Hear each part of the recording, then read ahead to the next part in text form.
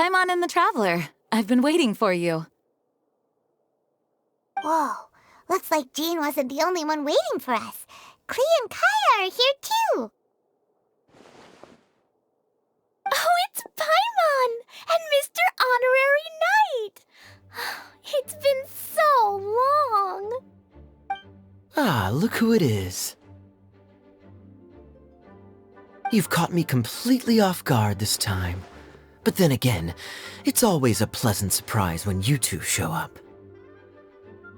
Guess we were so excited to see Jean again that we forgot to knock. I hope we didn't startle anyone. Wait a sec. You weren't talking about anything that we're not supposed to hear, were you?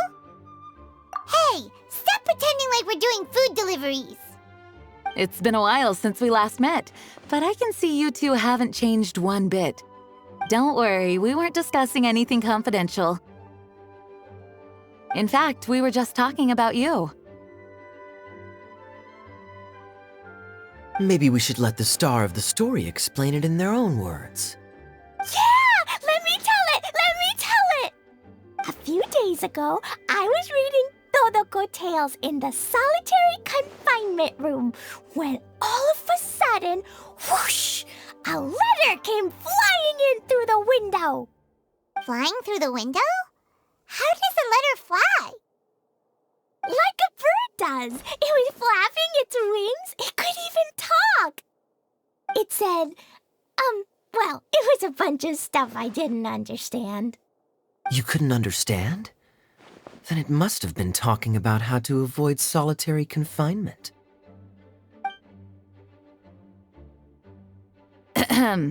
Kaya? Just saying. We don't want to let a teachable moment slip by. Okay, I know. Anyway, the letter said, "Oh, Klee, are you behaving? I see you've wound up in the solitary confinement room again." Sorry about that. Mommy is busy these days and can't take you out to play. But there's good news. I have a friend who has very kindly invited you to visit her. Oh, so the letter's from Alice. In principle, yes. But the issue is that Alice's friend lives quite far from here.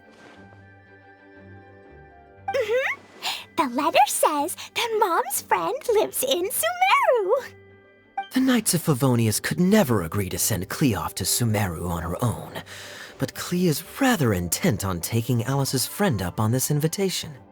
Yeah, I really want to go. You see? So we were wondering, who can we send with her on the journey?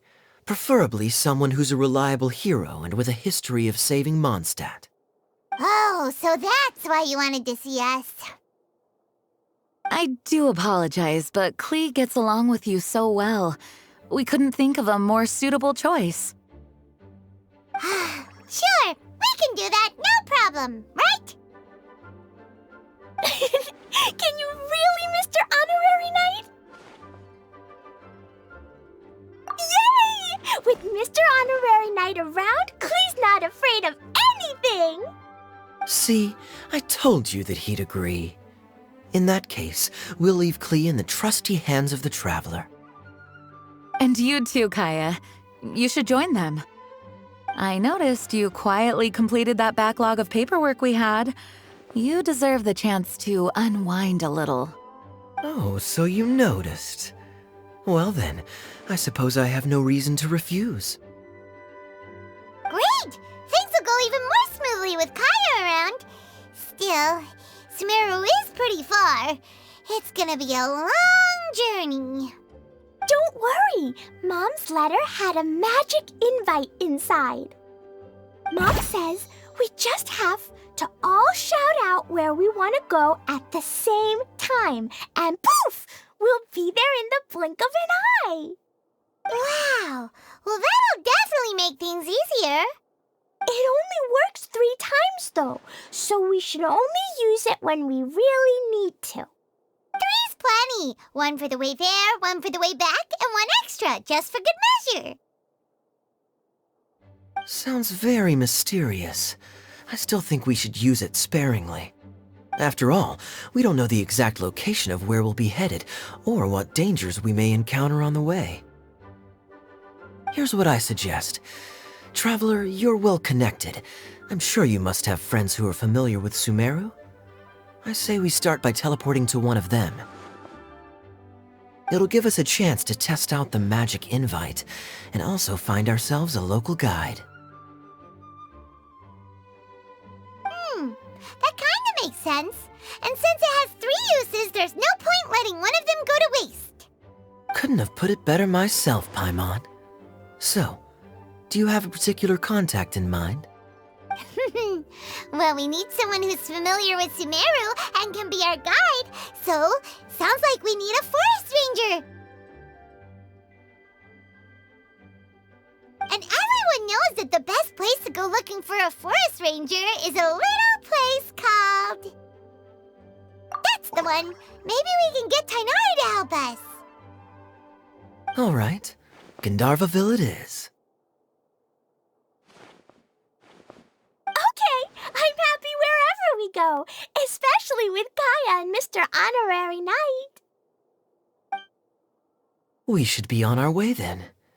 If you'll excuse us, Acting Grandmaster. Yes, let the wind lead. I wish you a safe journey. And Klee... I know. I'll be careful, I promise. Great! Okay, here goes nothing. Take us to... Gandharvaville! Gandharvaville. Grand Arbor Hill! Huh? No, it's not a hill!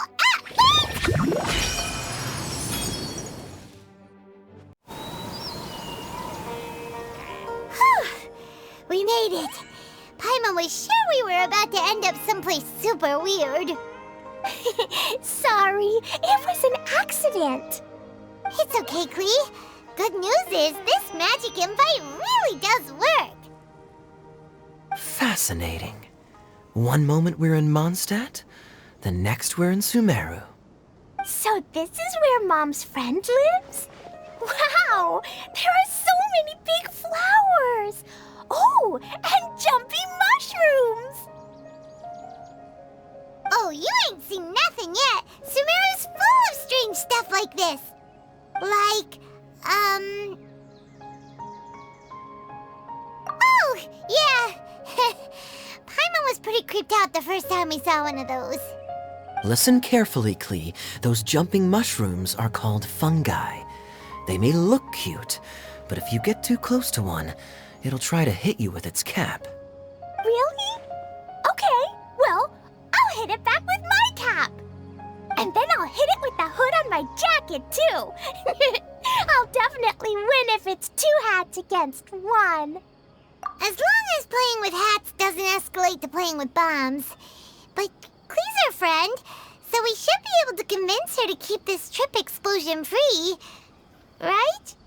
Uh-huh. I'll be extra careful not to blow anything up. I'll try my best. Aw, that's very good of you, Klee. You're being very grown up today. Yep, I'm super grown up. I'm already the Spark Knight. Okay, Spark Knight. Well, keep up the good work, because very soon we'll be introducing you to a friend of ours called Tainari in Gandharvaville.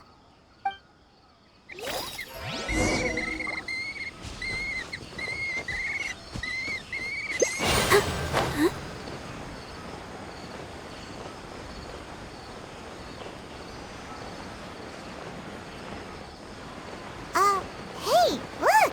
It's Kale! Huh? And is that Yula with her? What's she doing in Gandharvaville?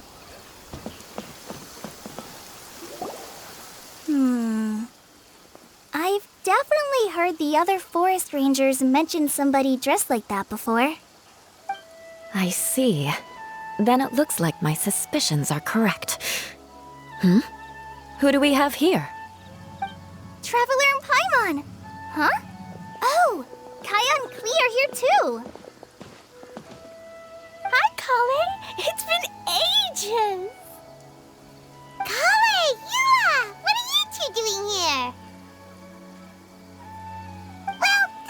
mission's really more for Eula. What a coincidence. I didn't expect to run into a fellow Favonian captain this far from Mondstadt. How's the vacation going? Seriously? Bring the whole crew, why don't you? Is it just Paimon, or does Eula not look particularly thrilled right now? Oh, cool! Great idea! Let's go! If you're trying to accommodate me, there must be some misunderstanding. I'm fine.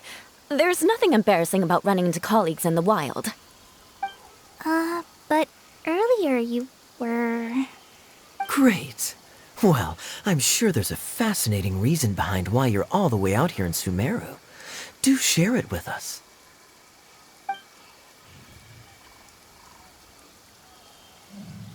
If you must know, it's a little complicated. But simply put, I'm searching for a cousin of mine from the Lawrence clan. He went missing recently, and after searching his home, we found evidence that led us here. He appears to believe that somewhere in Sumeru lies the key to restoring our clan to its former glory. He came all the way to Sumeru for that? What was he going to do, enroll at the academia?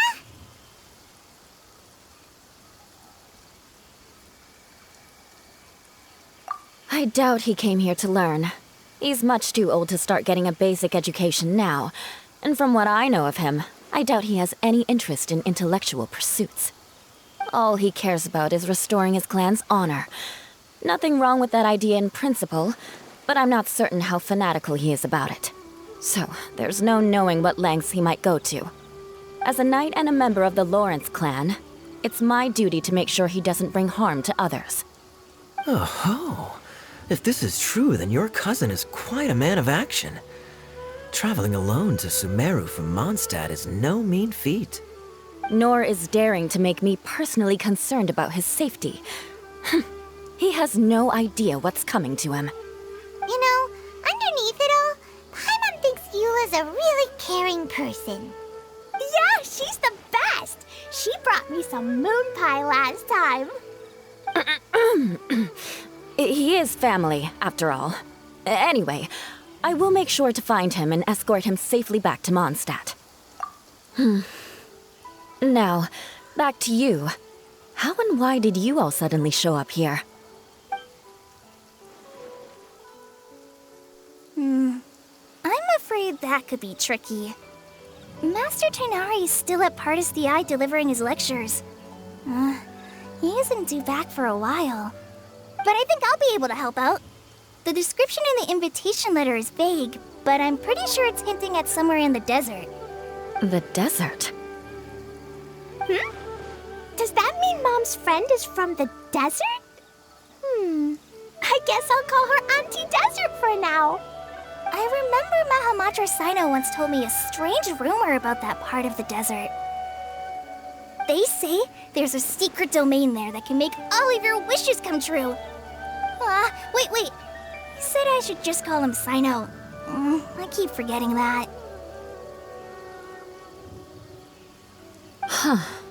A domain that makes people's wishes come true. Wow. So is it true? Does it really exist? I probably would have believed it a few years ago. But now that I'm a little older and wiser, I think it makes sense to be more skeptical about things like this. This explains a lot. The domain could well be a myth, but he probably figured he had nothing to lose. If you intend to search for this place, then please allow me to join you. My cousin has quite a collection of books about Sumeru desert mythology on his shelves. I highly suspect that he, too, is looking for that domain. Can I come too? I think you might need me there. You'll definitely need a local guide while you're in Sumeru. And I think I have what it takes to be that person. Plus, it's a forest ranger's duty to bravely lend a helping hand to others in need. We have every confidence in your abilities, Kale. Our party grows bigger and stronger still. What say you to this, Captain Klee? I think it's super cool! I read in a storybook that On your own, you can only have a drop of happiness, but in a group, you have a whole ocean. So I'm sure Mom's friend will be super happy if I show up to visit and bring a whole bunch of friends with me. That's the spirit. In that case, let's get the magic invite to take us there.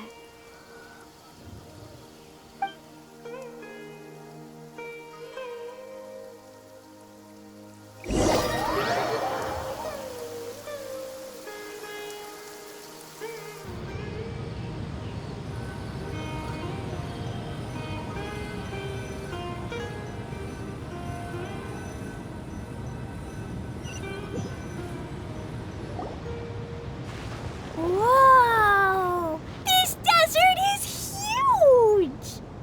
Wow, what an incredible sight. Yes, the scenery is quite magnificent. Are you okay, Eula? You don't look so good. I'm fine. Just taking a moment to acclimatize. The air here is much drier than in Mondstadt. This area doesn't look very habitable, and I don't see a domain entrance nearby either. Oh no. I didn't pronounce the destination wrong. Did I? I mean, I don't think I did. Nope, you got it right. It definitely wasn't your fault. I said Gandharvaville wrong earlier, but we still ended up in the right place. Klee's right. We're in the right place. There's no doubt about that. Phew. Maybe the entrance is hidden under a sand dune. Who knows? We'll just have to start by looking around.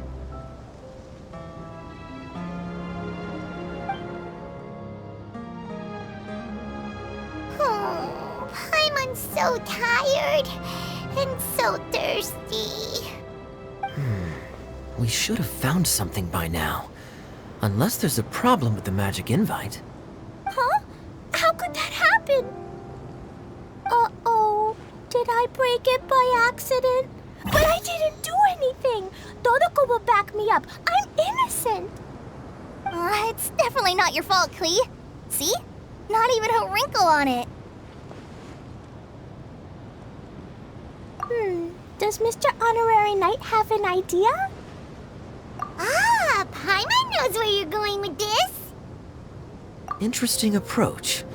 Assuming we're right about this magic invite.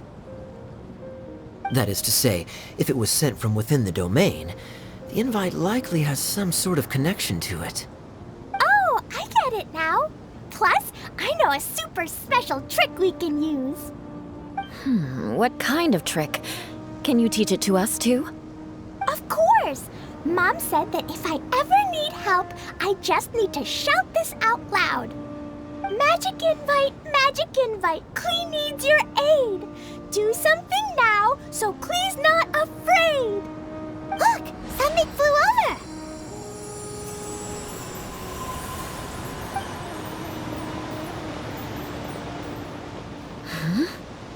It looks like a bottle.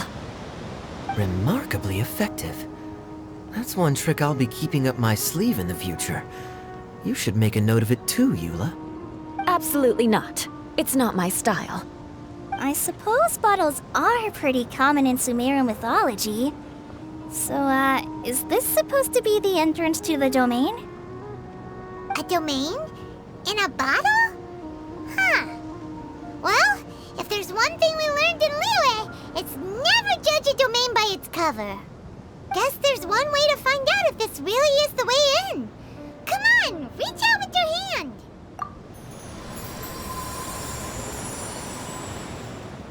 We made it! Oh, that answers that question. There's a path! I'm gonna take a look! Hey, don't run off and leave us all behind.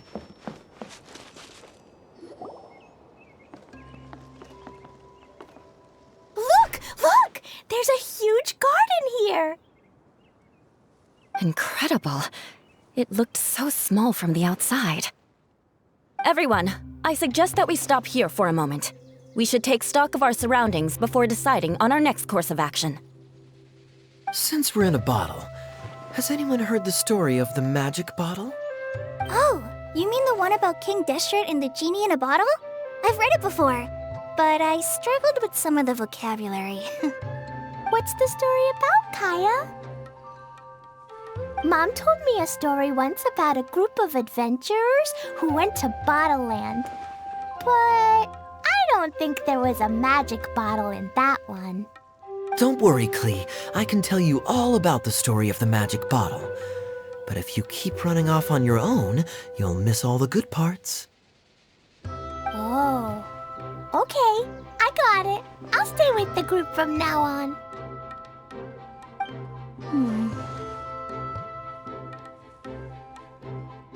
You sense it too, don't you, Kale?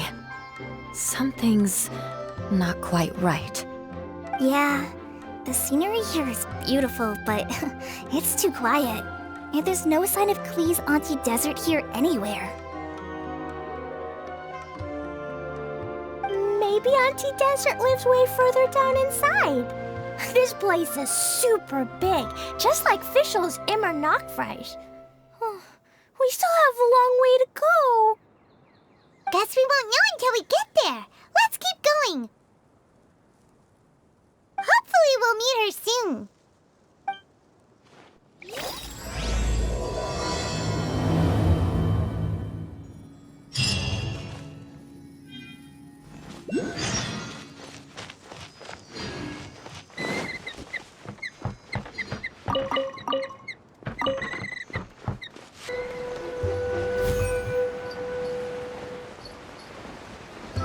It looks like no one set foot on this road for quite some time.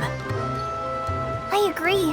And the further we get, the more I feel like this place is a whole lot bigger than we imagined. Wow, it's a big ball of water. I wonder what it feels like. Can I touch it? It's so big that we could probably pass straight through it.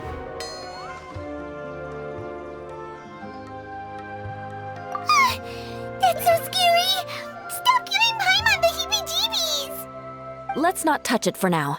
We still don't know enough about our environment. But we can't just do nothing at all, because then nothing at all will happen. I have a feeling that this could be the core that sustains this entire bottle domain. In which case, the moment we touch it, this place will instantly revert to its original size, with all of us still inside. Yikes! Okay. Paimon won't touch it. Jeez. Kaya, are we really gonna get squished inside a bottle? Of course not, Klee. I'm sure the real core of this domain is hidden away in a very safe place. Somewhere like... over there, for example.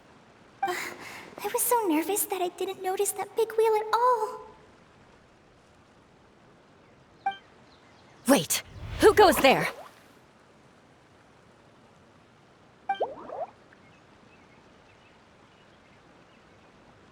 It's the water ball monster! Ah! The water ball monster is real! It doesn't seem hostile. In fact, don't you think it looks happy to see us? Really? You sure it's not gonna gobble up Paimon whole? I don't think it's hungry. Are you, water droplet? Oh dear. I don't know about anyone else, but I'm not understanding a word of this. Wait! Don't go! Wait for us!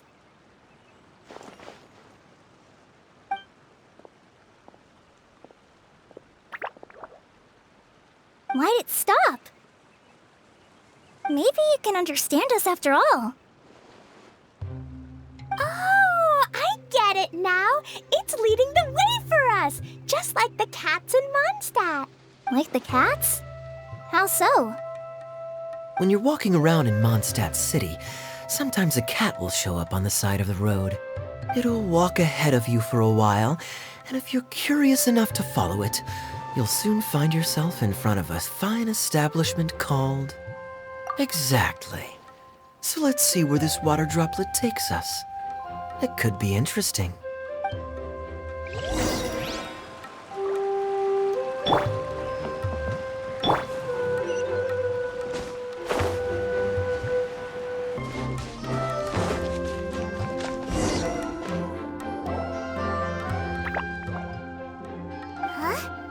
Another strange contraption.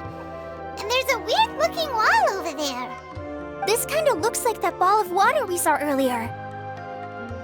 Did the water droplet bring us here because it wants our help with something?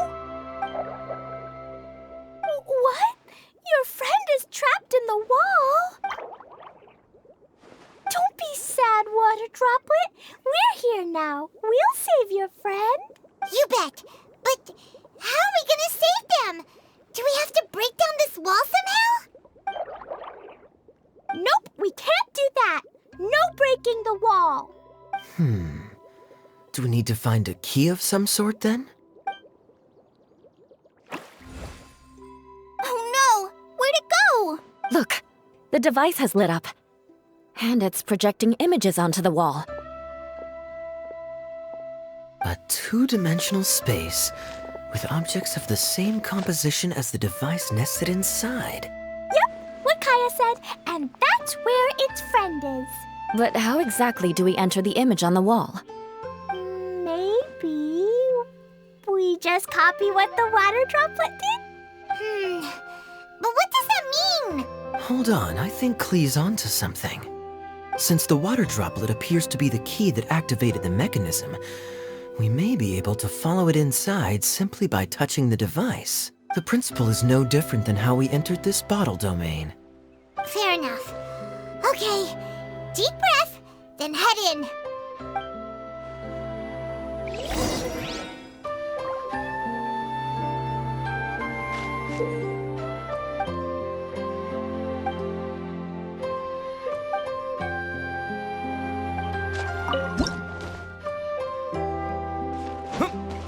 Whoa! You really entered the wall! Huh? There's a box blocking your way. Wait, is it a reflection of this box in front of the wall? Come back out for a second.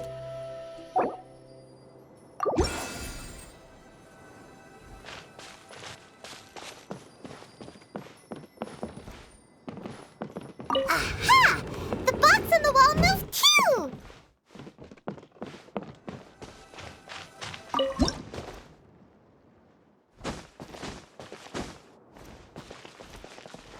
Wow, another water droplet just came out from the wall!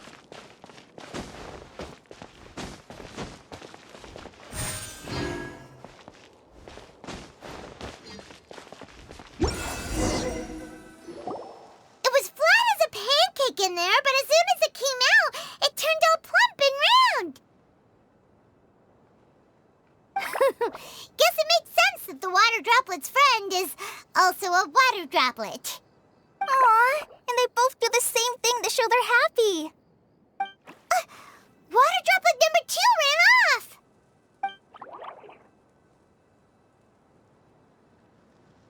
It's saying thank you, Mr. Honorary Knight. That was a huge help. Traveler, how do you feel after entering that two-dimensional space? Any physical side effects? You sure seem fine to Paimon. Well, I'm just glad that you're okay. Good thing you is here to look out for everyone.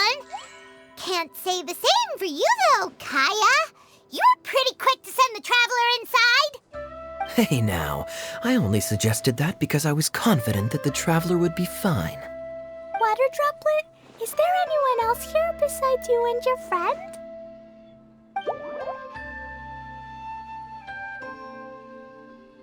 Yep, you know, anyone who looks like me or my friends.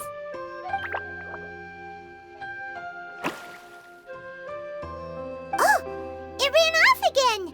Hopefully this is a good sign. Amazing. Come on, let's follow it.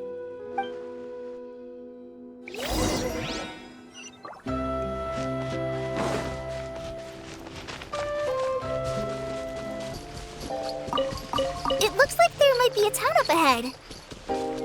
Huh. Maybe more people live in this domain than we thought. And maybe that's where Auntie Desert lives.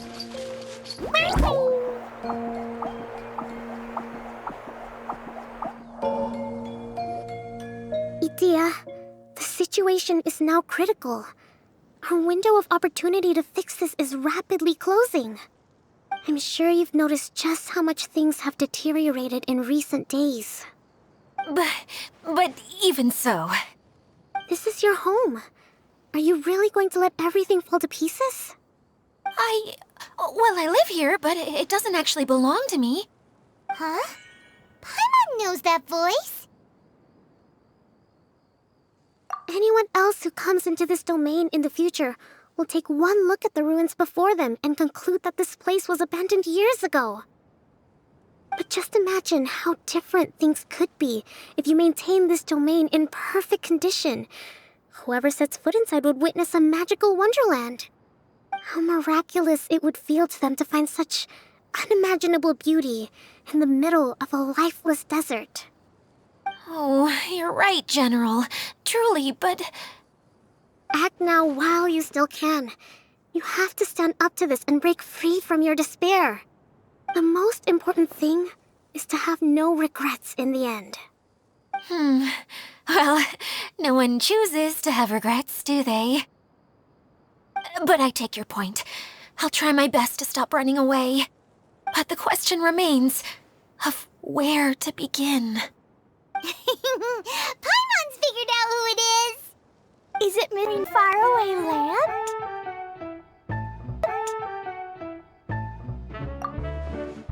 A divine priestess? What's that? It kind of made...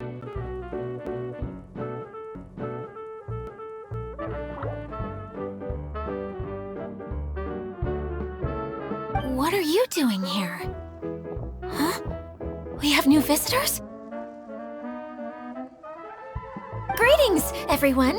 This is the Valurium Mirage, and I'm the caretaker, Adia. I'm so sorry that you have to see this domain in its current state of disarray. We are actively working on repairs, and everything will be back to normal shortly. I hope. Greetings, everyone. I guess I should introduce myself too. It's alright, just leave the introductions to me. I kinda wanted to say hello in my own way. But no harm done. I guess I'll let her do the honors. This lady is a visitor to the domain, just like yourselves. She is a formidable military general. Have any of you heard of Inazuma's Onmyo Chamber? What chamber? Onmyo Chamber. It's an elite training academy for gifted students of Onmyodo. Practitioners are divided into 4 classes, A through D, and assigned the power of Shikigami based on their mastery of the art. Wait. This lady famously led the Class D underdogs to victory against the Class A favorites in the final mock campaign before graduation. An astonishing feat that few in the history of the Academy have ever achieved. Hence, formidable general is no exaggeration. Isn't that right, General? What's wrong?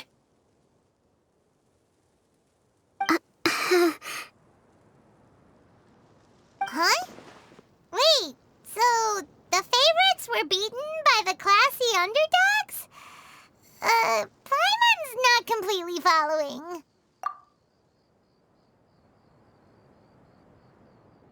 That doesn't sound like the divine priestess Mr. Honorary Knight was talking about. Uh-oh. Did she just get caught lying in front of someone she was trying to impress? Or maybe she uses a different identity in her private life, and this is the first time her friends are learning about it. Seems kind of embarrassing, but also kind of cool. I guess having someone else to introduce you is a good way to make an impression. Maybe I'd fit in better with everyone if I had a title too.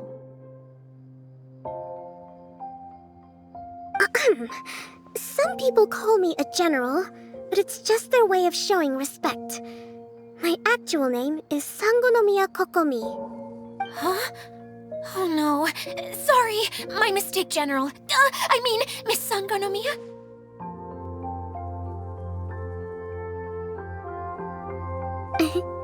Call me whatever you like, Idia. The only important thing about names is knowing who's who. Oh, I get it now. It's like that story that Mom told me that time.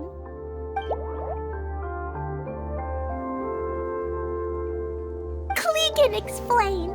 So basically, in the story, a big group of people go on an adventure to Bottleland. One of them's called the King, and some of them are called Knights. So, Miss Sangonomiya must be the super smart one who solves all the problems in the story. What's that one called again? Perhaps a sage? Indeed. Wisdom is an important attribute found in military generals. Okay, well, I'll just call you that. Miss General it is. Fine by me. Sounds really cute, coming from you. At least, cuter than my pen name, that's for sure. Well then, how should I address the rest of you?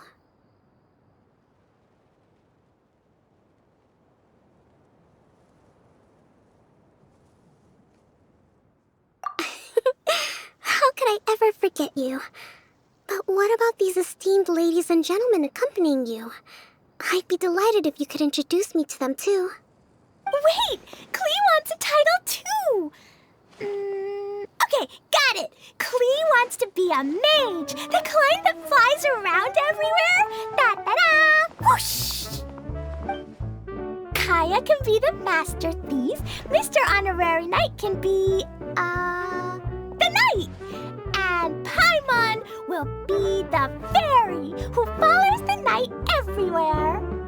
Master Thief, huh? I did like playing pirates as a child, so I suppose this is an apt role for me. And I must admit, the master part is a nice touch. Hold on a second.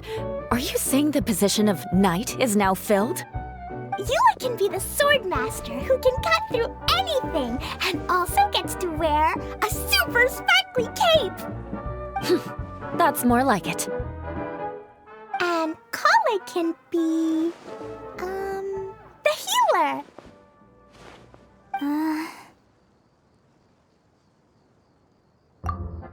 No, I don't mind. Healer is a great role. I just don't know if I'm qualified to be one. Whenever I'm thinking of titles for myself, I usually imagine myself as an adventurer or musician. I never thought I could be a healer. I mean, it feels like it should be Master Tainari's role, if anyone's. Don't worry, Kale. You'll be the bestest healer ever. You don't talk much, but you're very kind, just like the healers in Mom's stories. You'll do fine. I heard you're good with bandages. You can patch up a wound, can't you? I can pitch a tent. Maybe you heard wrong? But I'll do my best. It's my first day filling in for Master Tainari, but hopefully it's the first of many. This is a great idea. Once a new visitor arrives, they can assume a new identity, then add in some role-playing. Oh, we can't leave you out, Miss Idia. There are lots of characters in Mom's stories, but you don't remind me of any of them. That's perfectly okay. I already have a role here anyway, remember? I'm the caretaker. I got it! This wasn't in any of the stories, but you can be the mascot. Mascot? Klee, maybe you could think up an even better role for Miss Idia. A mascot, you say? Isn't that a character that doesn't have to actually do anything and sits around letting everyone else do all the important work? Incredible. You've seen right through me.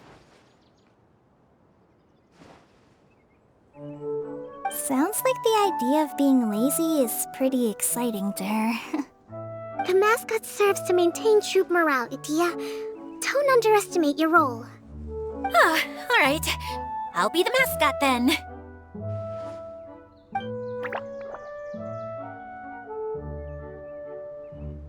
That's right.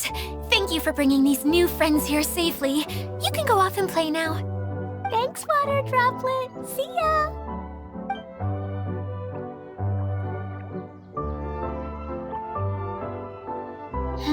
Water Droplet?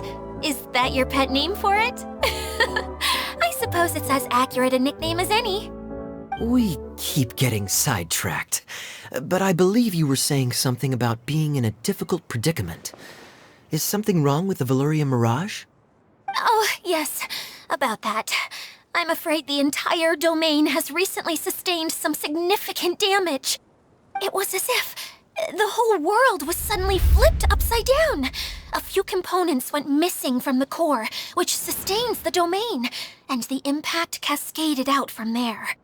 Needless to say, many things in the Veluria Mirage have now stopped working.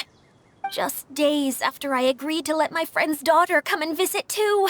When she gets here and sees the state this place is in... Oh, so you're Mom's friend? Hi, Auntie Desert. I'm Klee. Here, I brought the magic invite, see? Huh? Wait, so you're... Look how dilated her pupils are. She must be very surprised. Yeah, and not in a good way. Mom's the one who sent me here. She's the strongest mage ever. She said that her friend lives in the desert. You live in the desert, so that must be you. Right, Auntie Desert? Ah, I see. So being a mage runs in the family. You're Alice's daughter? Oh, I just want the ground to swallow me up right now. Wait, that's it. I'll hide myself away in the core of the domain. Hide there until this all blows over. See you all in 100 years. Idia's really going through it. She's like a shriveled little forest fungus, hanging its head in shame. Kale? That's a harsh analogy. Where'd all that come from? Don't worry, Auntie Desert. Klee's here to help you. And all my friends will help too. Just take a deep breath, and then another deep breath, and all your worries will fly away. Yeah, don't you worry. Sir Fix-a-Lot over here has a good track record with this kind of thing. Well, I'm useless, but it looks like that won't matter with all you capable people around. Fantastic. Don't put yourself down, Adia. You're great too. Thanks for your encouragement. Anyway, for the time being, please talk amongst yourselves. That'll give me some time to think things through and maybe make a start on, delegating.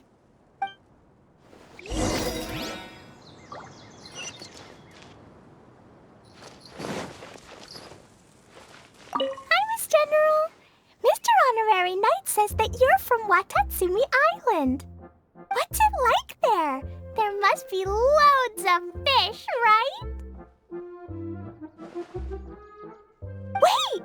You look kinda like a mermaid. Are there fish in your family? Oh, sorry to disappoint you, Miss Mage, but I'm just an ordinary human. I have lots of great stories about Watatsumi Island, though. Come on, let's enjoy the scenery while I tell you all about it.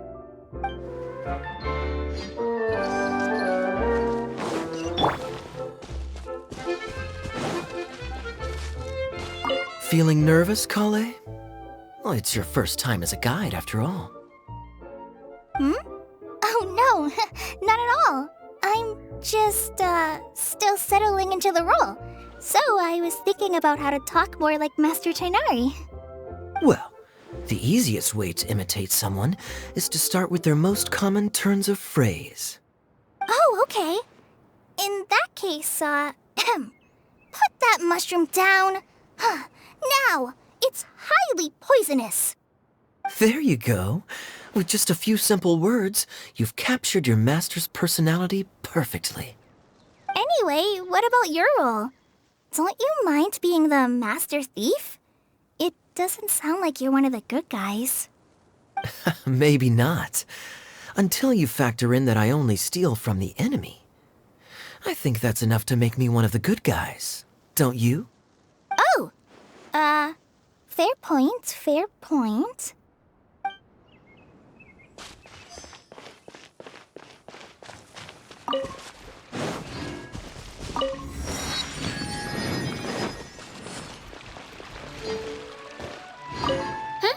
Who else has visited the Valoria Mirage recently? There was someone from the academia who came not long ago. He was legit in his work. He was legit in his work. What a kind person. Legit in his work. What a kind person. What a kind person. I could tell that was a sensitive soul. A lot like me. Sorry. Please pretend you didn't hear that. I'm, of course, a very strong and resilient person. After him, an aristocrat from Mondstadt showed up, then Miss Sangonomiya. Unfortunately, everything here suddenly started changing before I had the chance to be a good host and show them around. Do you know where the Mondstadt aristocrat is now? If I remember correctly, he headed north after the incident. It's a pity we're having all these issues. If we could get everything working normally again, I could probably locate him in an instant. Still, not to worry. There's nothing dangerous here. Hey,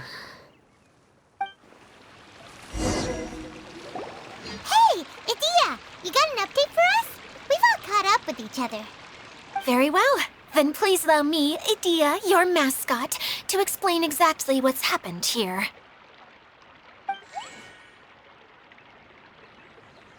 Basically, this entire domain is powered by a device called the Central Hub, which you all saw earlier. But following a major incident, several key components from the Central Hub came loose and went flying. 4 components, I believe, which has caused the Central Hub to stop turning. Oh, so that thing's supposed to spin? Yes, it definitely shouldn't be frozen still like it is now. At least, that's not how it was when I first got here. Oh, I've done such a terrible job of taking care of it. It's so embarrassing. Hey, everything's gonna be okay. So, we need to fix the big wheel up there. And to do that, we need to find the missing parts. Right. I do know where one of the parts is. It landed not too far away.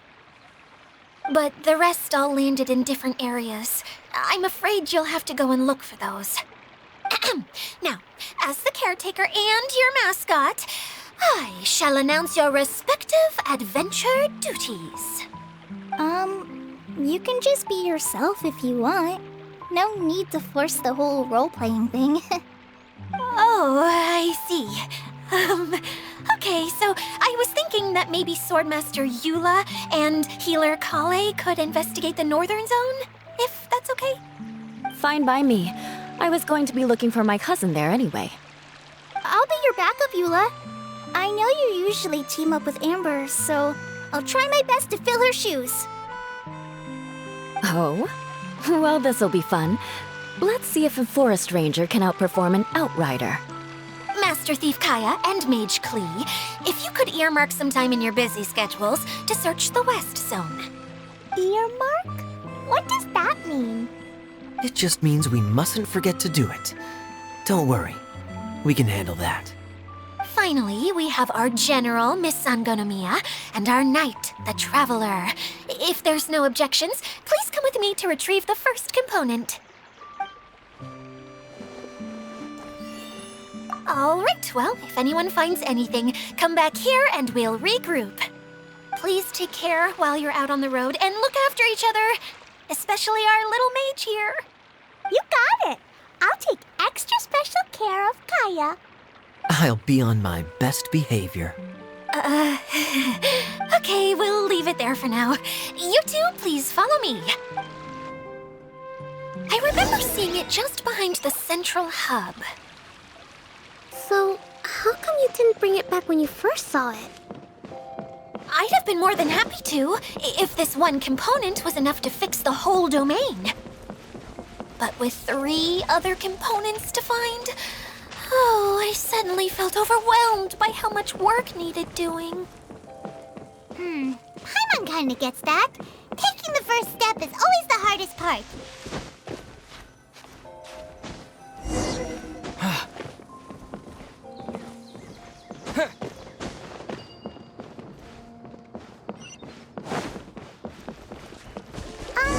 Hey, so Paimon's been meaning to ask, what brought you here, Kokomi? Oh, well, things have quieted down in Watatsumi Island for now. So I thought I'd take the chance to get out and see more of the world. You've traveled a pretty long way. Why Sumeru?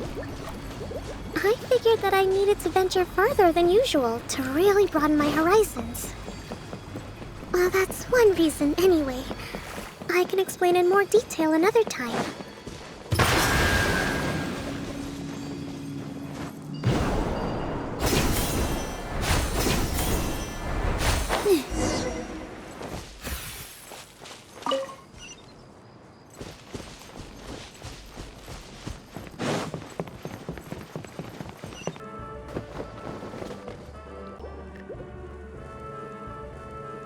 Okay, this is the spot. Now, I'm sure you're both wondering, but where's the component? There's nothing here. Oh, where could it be? Oh, it's that lamp thingy, right? Water Droplet showed us how that works already. Yes, that's the one. There goes my big introduction. Showing people the ropes is supposed to be my job. Oh, I can't believe I'm being shown up by a Hydro-Eidolon. Cheer up, Idia. The Hydro-Eidolon can give a basic demonstration of how to use things, but beyond that, it can't communicate. That's where you come in. Your descriptions can explain everything in full, vivid detail. Paimon forgot how persuasive Kokomi can be when she really wants to. Sometimes having a genius strategist around really comes in handy.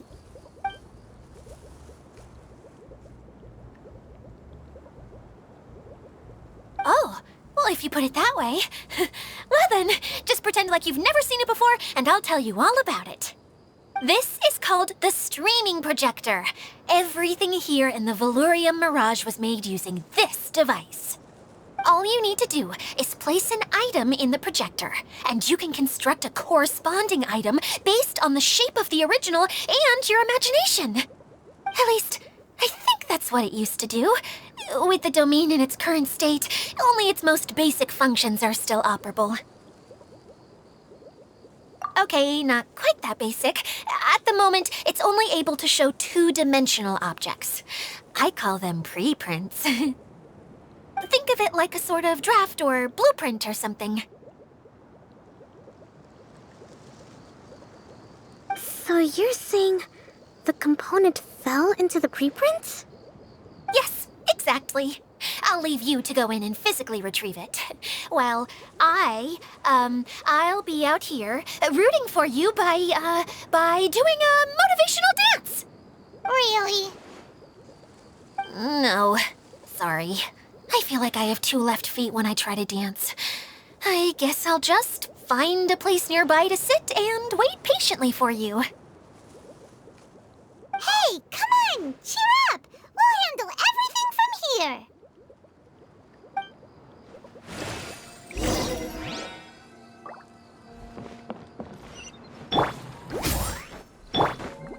I'll protect us.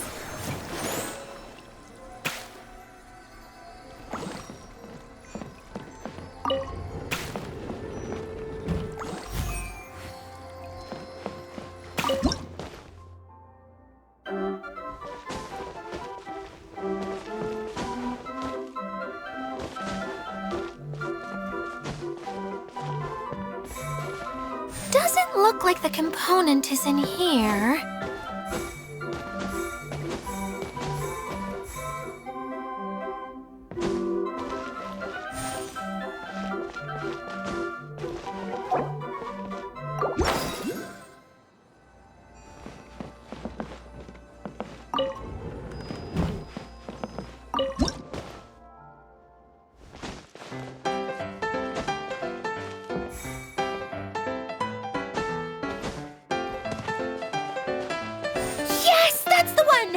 you just need to bring it back out.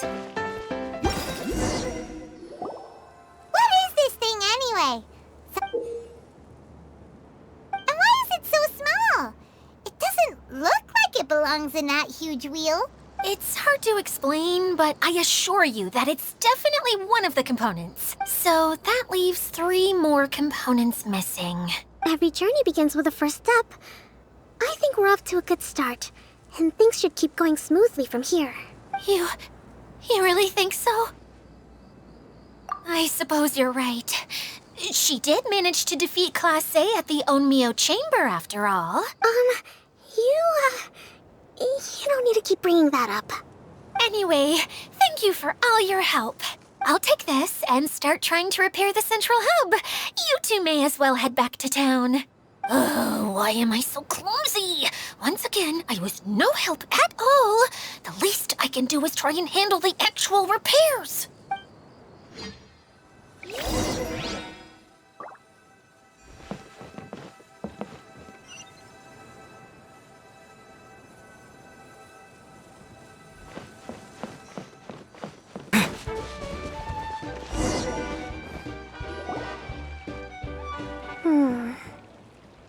What's wrong, Kokomi? I'm just a little confused. You mentioned that the water droplet showed you how to use the projector? Can you tell me a little bit more about that? I'm so curious to know what happened. Oh, sure. I see. Hey, look! The wheel is spinning now! Oh, and now it's stopped again! Well, that didn't last long. It also wasn't spinning at the right speed. Before the incident, it spun much faster than that. Oh, so you saw it back when it was still working? Oh, yes. I arrived here a little earlier than the rest of you. But the incident took place not long after I entered. Like Adia said, it felt like the world was flipped upside down. I don't know how else to describe it. And I certainly don't want to experience it again. No, it's no use. Seems it won't run until all the missing components are returned. For a moment there, when it started turning, I got excited. I thought that maybe the hub can work just fine without the other 3. Wishful thinking is only going to lead to disappointment, Idia. Let's stick to the plan. We'll get there. Hey, Mr. Honorary Knight and Miss General are here. Oh, and our mascot. You beat us! I was sure we were gonna be the first ones back. Hey, how'd it go?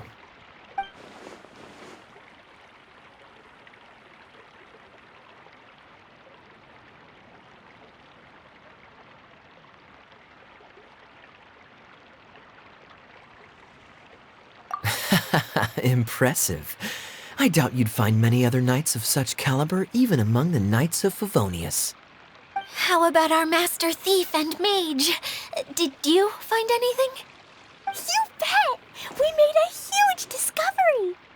The place we were trying to get to was blocked off. We couldn't see anything past it, and there was no way around. But then, just now, a huge canyon appeared out of nowhere, so we hurried back here. It appeared just now? Come and see, Mr. Honorary Knight. Let's go on a canyon adventure.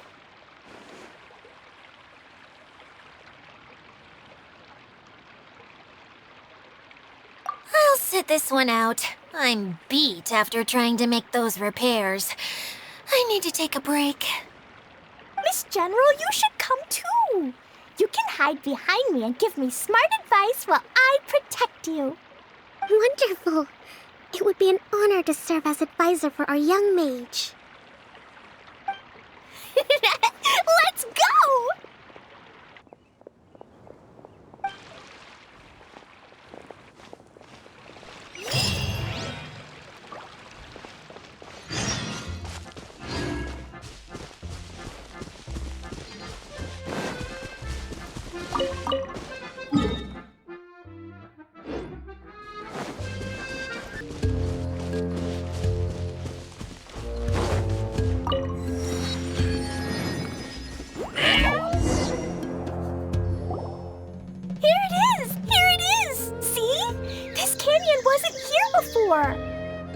before the canyon appeared, I heard a faint sound, like something mechanical turning.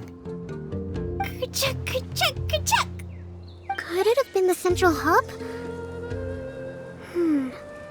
That would mean this canyon appeared after it started spinning. Hey, you, oh.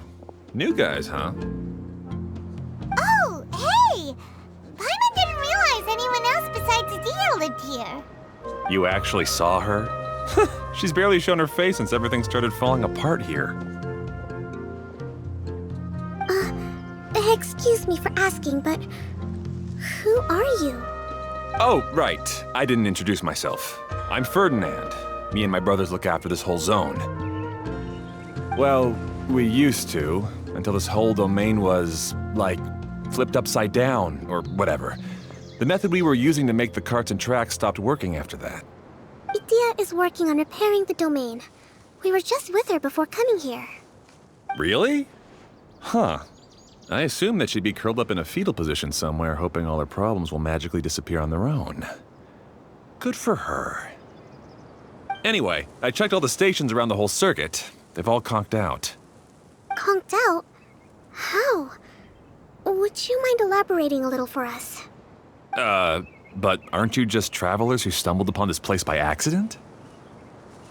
Nuh-uh. I'm Mage Klee, Idia's helper. A mage? You? Allow me to explain. Okay, I gotcha.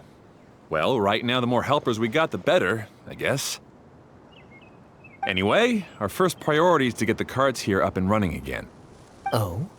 And why is that? The roads here twist and turn so much that the best way to get around is by riding the rail tracks instead. Let me show you. This is what we used to make them. Did Adia bring you up to speed on these things?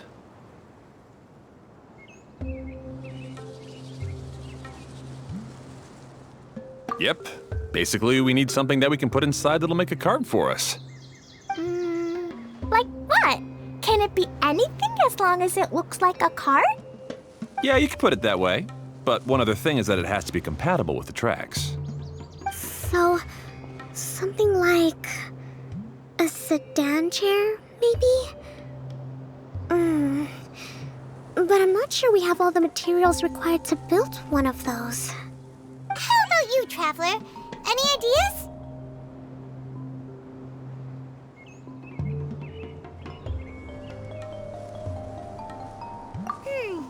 That would solve the issue of materials. Wood's no good. A rickety wooden cart would be too dangerous. Really? Hey everyone, come and see what Klee made. Ta-da! Look! I made a cart! Wow! Amazing work, Klee! Whoa! It fits the track like a glove, too. Plus, it's a heck of a lot cuter than the ones Adia made.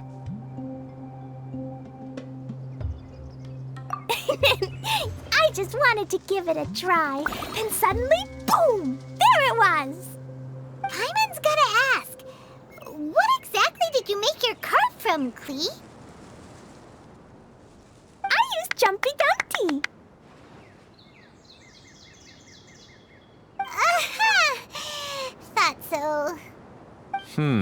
Is there a problem or something? If not, then let's get ready to leave. It's just...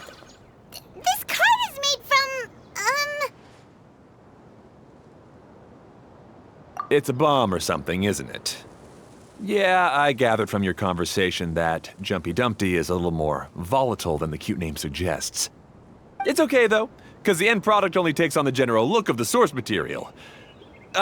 So to be more specific, while different materials have different properties, most of them aren't transferred to, It's okay! No need to delve into the theoretical stuff. Paimon just wanted to make sure we aren't about to end up like the, flying fish of Starfell Lake. Huh? Can we ride the cart now? In a moment. We need a hydroidolin to power it up first.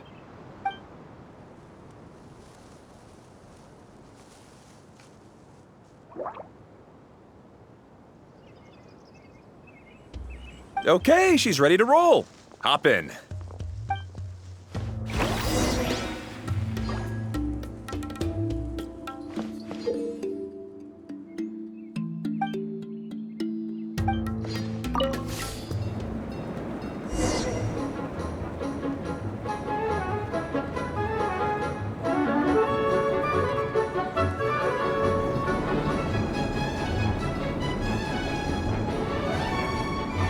Whoa!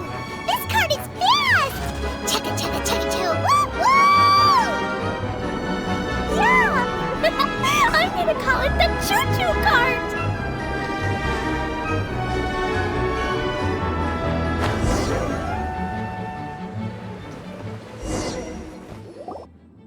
The track is damaged up ahead. We need to make some repairs before we can go any further. Yep, looks like it's all reverted to a preprint state here. Do you know why that happened? Everything in this domain starts as a preprint and only takes shape after being illuminated by the streaming projector. But the hydroidolin that forms the tracks here has been trapped in the print. So someone needs to go into the preprint and rescue the hydroidolin, right? But the projector here is sealed off by a giant bubble! That's the hydroidolin's way of protecting the device from damage. If the streaming projector broke, then we'd be seriously stuck. Aha! So for step 1, we need water droplet to help!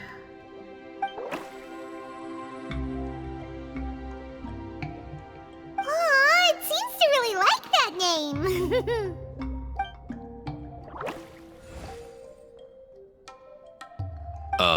Any volunteers for step 2? Leave that to us! We know what to do!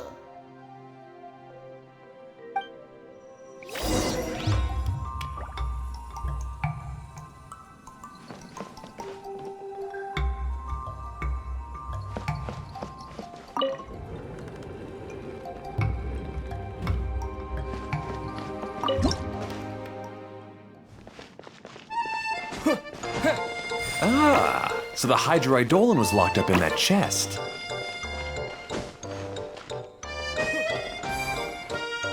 Aw, it's completely empty! Yay! We saved 2 water droplets now!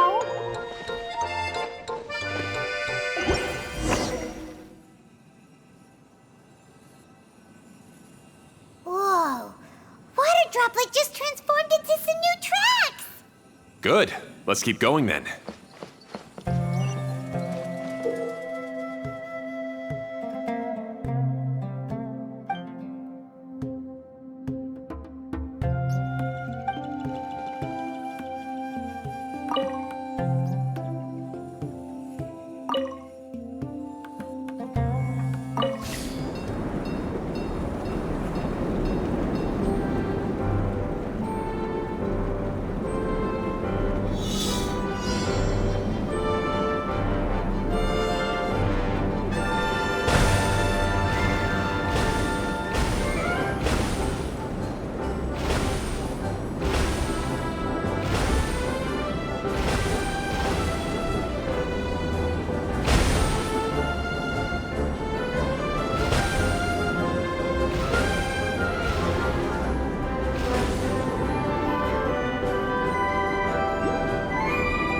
Hey, Ferdinand! You mentioned that you managed this place together with your brothers. Did you mean that your brothers are water droplets? No, the hydroidolins are like helpers here. As for my brothers, well... those two. You'll meet them soon enough.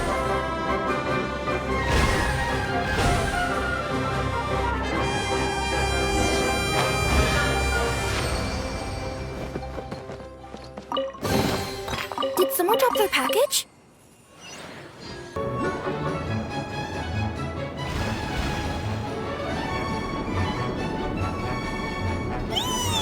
Look! Klee can fly just like Paimon now! This is way more exciting than how Paimon usually flies!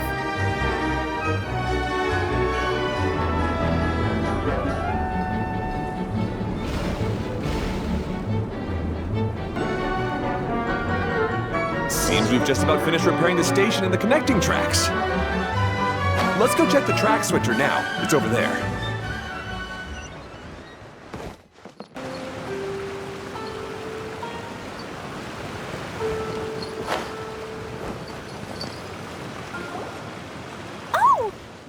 spinny thing here. It's so big! But, not as big as the one we saw in the middle of this place. That one was huge. I bet it's something super important. I remember what Kaya said earlier. Very good, Klee! You're using what you saw earlier to make observations, like a real adventurer! It appears to be a system that rotates to switch tracks. That's right. Originally, all you had to do was flip this switch and the junction would rotate. But it seems Jeremy still hasn't fixed it yet. He sure talks big, but when it comes to actually getting things done... Is this Jeremy you mentioned one of your brothers? Yeah. When I talked to him about repairing the tracks, I suggested we start with the station, but he said we should start at the junction. Really, it made no difference which one we started with, but he just had to turn it into a huge argument. He always treats me like I'm a fool and disagrees with anything I say. Let's see what he has to say now that I've already fixed the tracks. If you ask me, you're clearly a sharp person, Ferdinand. Yes, finally someone who can recognize that, rather than just shrugging off my ideas. Come on, let's make our way to the junction and see what he's up to. I bet he's still fretting over what to do.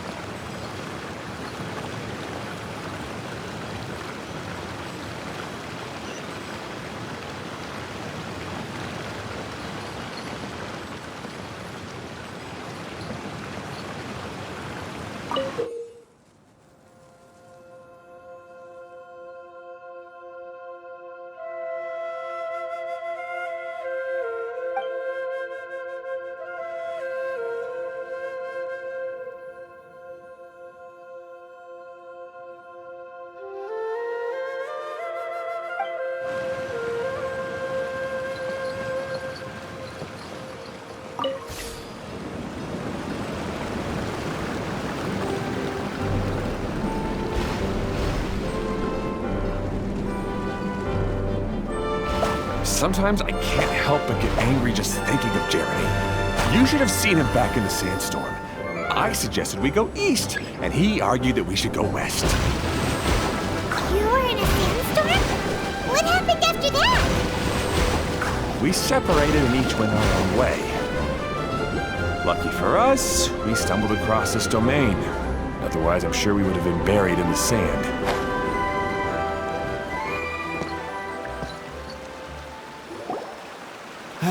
Everything will get better once we get the switcher working again.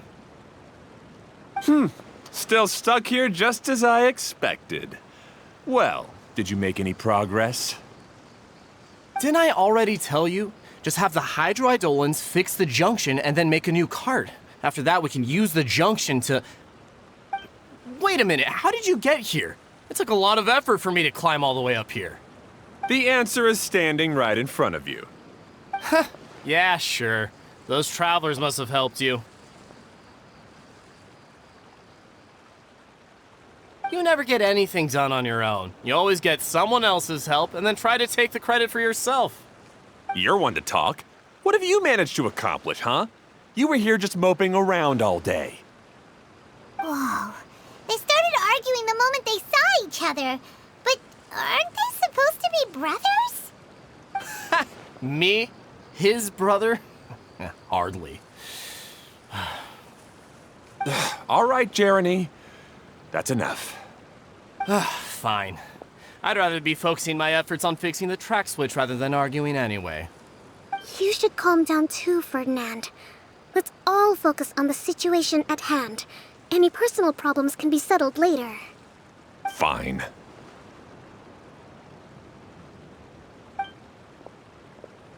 I'm sorry you had to see that. My name's Jeremy. I'm one of the people responsible for taking care of this area. I assume you're the ones who helped repair the tracks. Thank you very much. It means a lot. No need to thank us. We're just trying to help Edea restore the domain. I see. Now that you and Ferdinand brought the cart up here, we'll need the hydroidolins to fix the area below. Them again, huh? Seems the hydroidolins are really important around this place. Yes, of course. Not only do they keep the junction turning, they operate practically everything else in the domain too.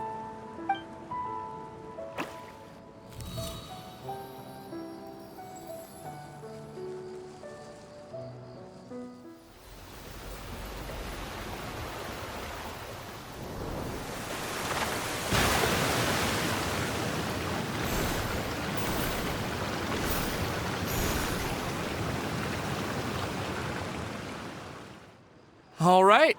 Seems most of the tracks and junctions have been repaired now. Yep. So maybe it's time you give credit where credit is due, What? You think you deserve the credit? If anything, we should be thanking these travelers. You... Well, either way, you're not the one getting any credit. You're always quick to criticize my ideas and push your own, but you never actually get anything done. And what about you? Don't forget it was Hado and I who took care of the mess that one time you impulsively tried one of your brilliant ideas. Speaking of Hado, wasn't he with you? I left early this morning. I assumed he'd be with you. Seriously? Couldn't you have at least looked to see where he was before you left? Hey, come on! You didn't see him either, so what's your excuse?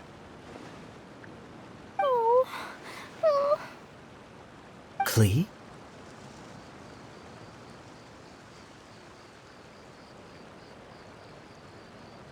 I don't get it. Nobody did anything bad. Why are they arguing? I just don't like his smug attitude, that's all. Who are you calling smug? If anything, you're the one who's making such a big fuss right now. All right, I think we've heard enough from you two. If you insist on bickering, then I'd suggest you go somewhere else. Otherwise, I'll just cool you two off myself. Fine.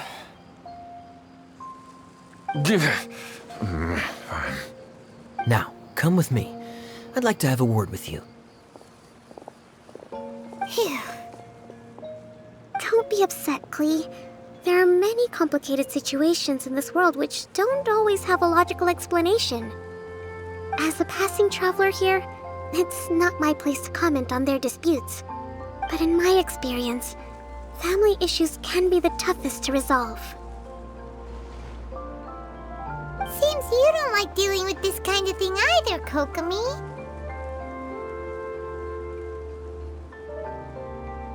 But it's still not right. I don't know how to explain my feelings. I'm sorry. We've calmed down.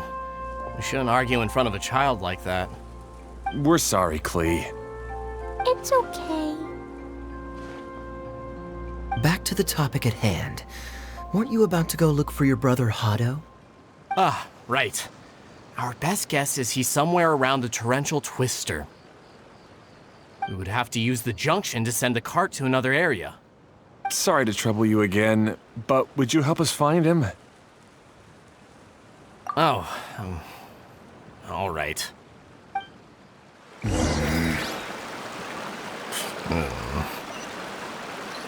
come on, you two. You're brothers after all. Can't you try to get along?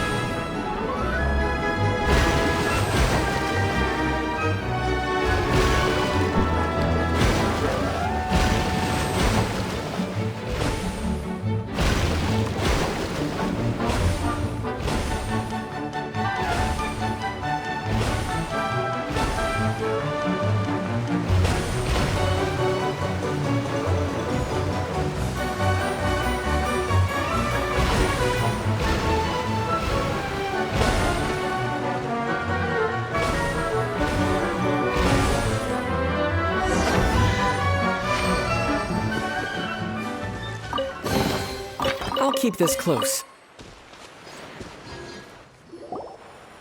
Ah, I guess you had repaired the tracks and stations as soon as I saw a cart come zipping along.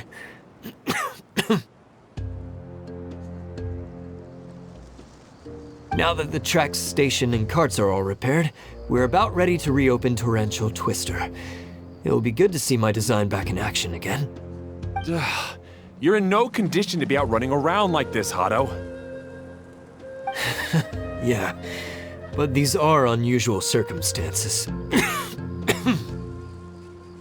That's true, but you should stop to think things through. Exactly. If there's anything that needs to be done, you can just let Ferdinand and I take care of it. You and Ferdinand? Together? It would be a miracle for you two to do anything together without fighting. Hey, that's between Jeremy and me. No need to add fuel to the fire, okay? I'm not trying to make trouble. I'm just saying. Hey, Ferdinand. Oh, don't worry. We're not arguing, Klee. We're just, discussing some things.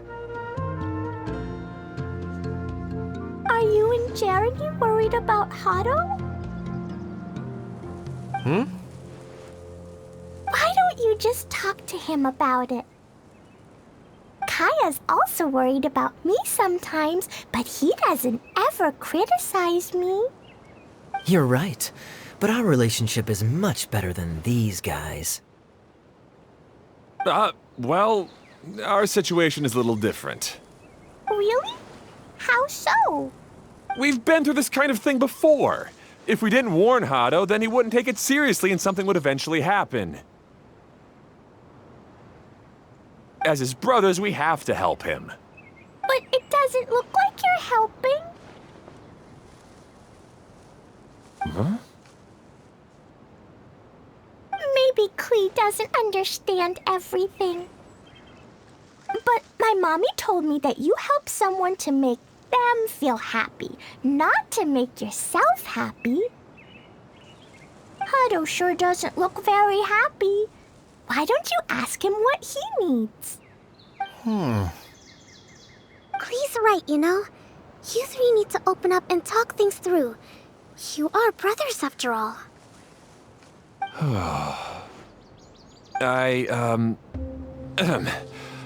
I've always cared a lot about you, Hado. Just like when we were back in the desert. You suddenly passed out and Jeremy and I started arguing. Eventually, all three of us ended up in this domain. I'm just worried that something similar could happen again. If you were to pass out and with nobody around to help you... I know, but this domain is nowhere near as dangerous as the desert. I was thinking that if I could handle these problems myself, then you two wouldn't have to argue about anything. If it weren't for my poor health and lack of energy all the time, then I wouldn't have always been such a burden on you two. No need to feel guilty, Hado. This was our choice. The three of us love adventuring. No one is a burden on anyone. Isn't that why we came up with the idea for this area? I would do the thinking, Ferdinand would use his muscle, and you would... Draw the blueprints and build tracks. It'll be a safe way to see all kinds of amazing scenery. Yes, that was the plan. See? Doesn't it feel better just to get along? Hey, what are you trying to say? You make it sound like I've only been trying to talk myself up. The choo-choo cart is great, Ferdinand. Really? You know, Klee, having the car zip along the tracks was my idea. Yeah, what an amazing idea. You're so smart. Hey, Klee, do you want to ride even more fun carts? Yay! Let's ride more! Looks like all three of them are trying to win Klee's approval now.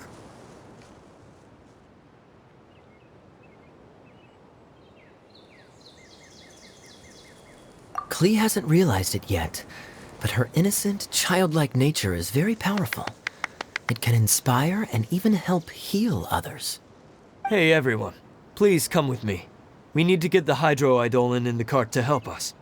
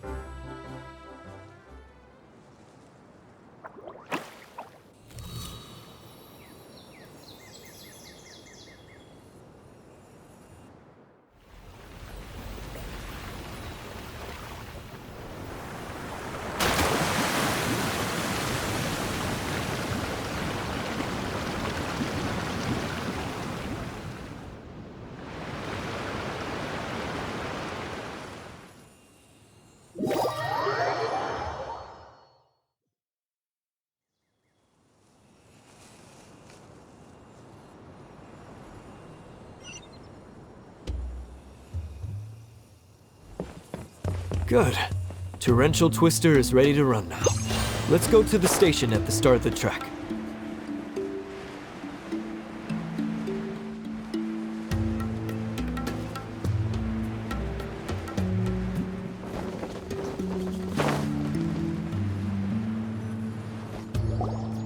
Hato and I have double-checked everything. It's all operating safely. You can go for a ride now. Hold on a sec. Before we say goodbye, I have something I'd like to give you all. It's a rock climbing rope. We used it on our adventures to climb mountains and traverse many places. Huh? But doesn't it mean a lot to you? Are you sure you want to give it to us? Yes, of course. Please take it.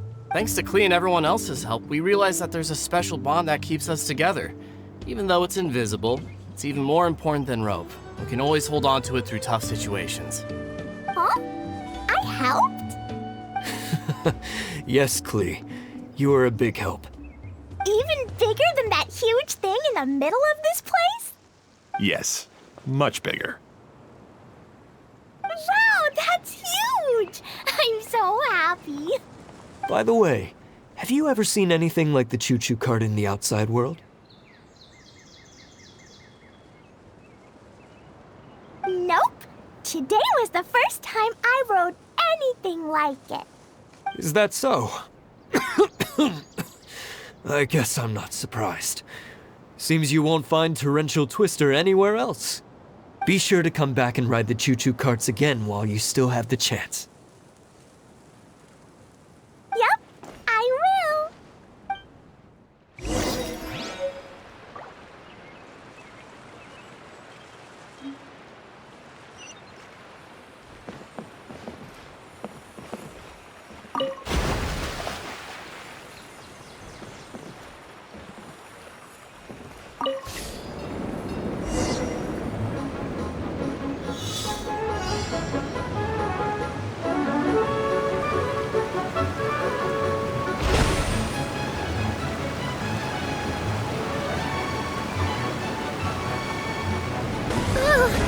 This is even higher than I expected. The drops are pretty steep, too. Are you okay, Kokomi? If you're scared, just yell and let it out. We won't tell anyone. What happens in the bottle domain stays in the bottle domain.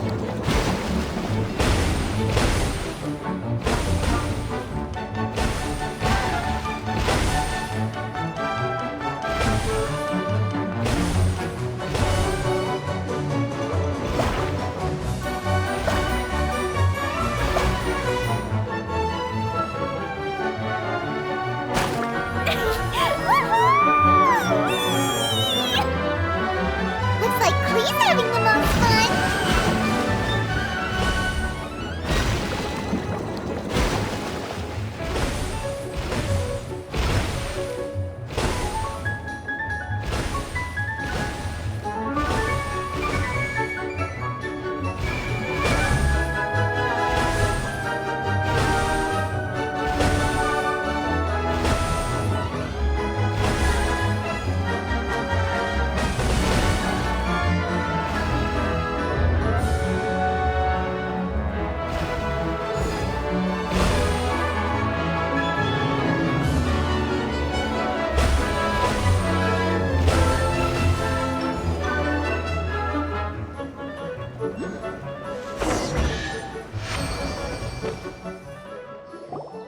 That's so much fun!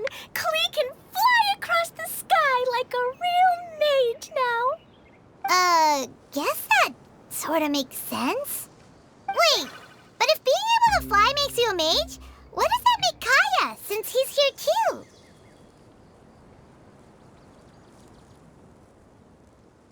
Nothing! Kaya's just the master thief. Don't you remember, Paimon? Oh, right. Guess it slipped Paimon's mind. Sorry to bother our young mage, but there's something a master thief would like to report. Do you still remember our mission? Uh-oh. I was having so much fun that I almost forgot. We're supposed to be helping Adia look for the missing components. But don't worry, I've already got one. You mean you snatched it when we weren't looking? I didn't have to go that far. In fact, the component we were searching for was actually that orange rope. If anything, you could say it came right into our hands at the right time. Let's head back and give it to Adia. Aw, do we really have to go? Okay. Even though I want to keep playing, I know Adia is really important. That's our wise mage. Don't worry. Tonight, you'll be able to see stars in the water and watch fish dance in the sky. Seems Kokomi's out of it after that ride. Her face is completely blank and her lip was trembling while she was speaking. Maybe we should have a rest for a while. I thought I was keeping my composure pretty well. Don't worry, my mind is always spinning. I'm used to this. We should head back to Adia. How about we hold hands, Miss General? Klee will give you energy.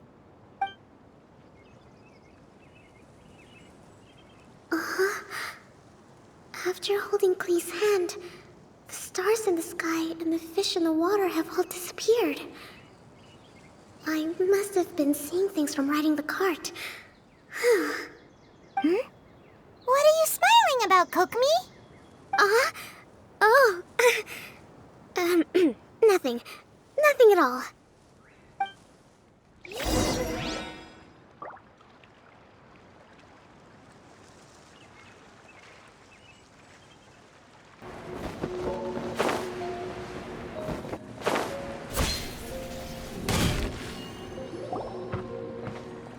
Welcome back! Well, any good news? Oh, don't tell me! You've taken care of all the problems and now I don't have to do anything?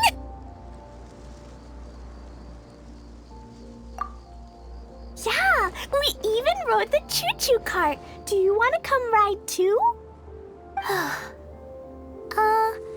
But maybe you'll have to wait till tomorrow. I'm a little tired now. Seems she had a little too much fun and now she's about to crash. I think it's time for a rest. Good idea. I think we could all use some downtime. Thanks for giving me some energy, Klee. Then we'll see you later.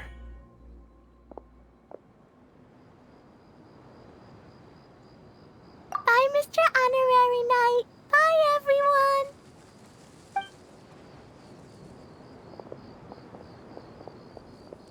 Well, it sounds like our young mage enjoyed herself.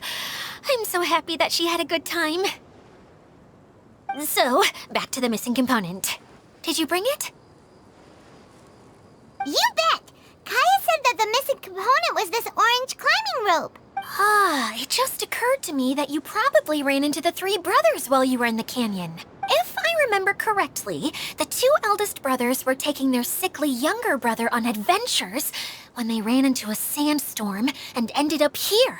They were all arguing with one another when they first arrived, but it wasn't long before they broke down and were huddled together in tears.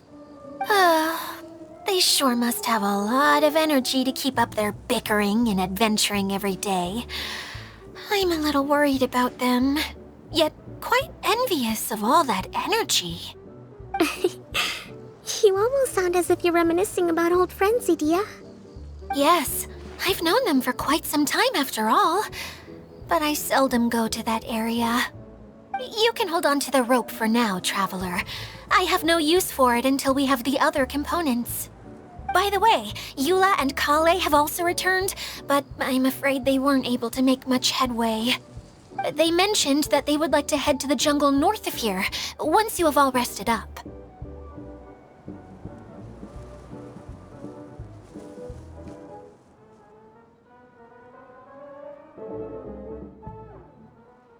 Now that I've told you everything, I'll go rest. I'll go and check on the situation in the remaining two areas. Do you need me to accompany you? Oh, no, it's all right. You've already accomplished a lot today. You should rest up.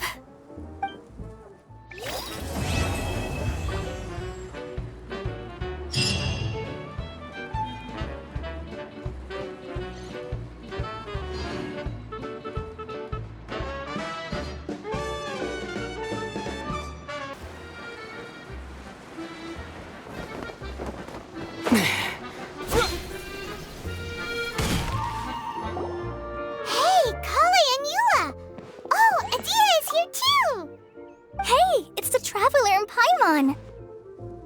How are you? Did you rest well? Yep, this is a comfortable place to rest. I guess that's one thing here that's better than the desert. But other than that, there's not much going for this place. Saying things like that isn't going to help, Adia. But it's the truth. The desert is full of terrible memories for me. Being there was like wading through thick mud. That's a weird way to put it. Actually, if you hadn't mentioned it, Paimon would have already forgotten that this domain is in the desert. I know what you mean. The air here isn't at all like the desert. It's very humid, almost as if we're in the rainforest. It's a very familiar feeling for me. Everyone looks well rested. If you're ready, we can start making our way to the jungle north of here. Good luck, everyone! I'll be rooting for you! Hold on. I said we, didn't I? No need to say goodbye, because you're coming too. Huh? But wait, I'm just the mascot! You can't back out this time, Adia. The manager of the fairgrounds is waiting to see you. She said Adia is the only person who could help. Yes, Kale and I discovered a fairgrounds in the forest.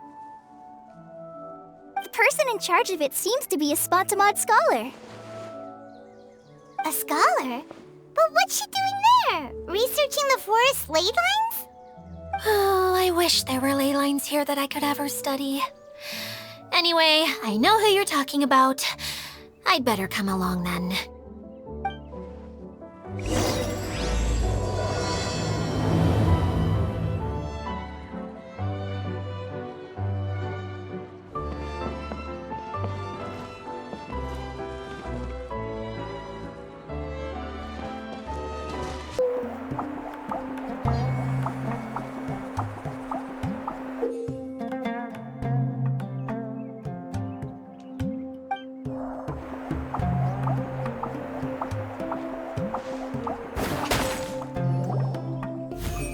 Finally, someone has arrived.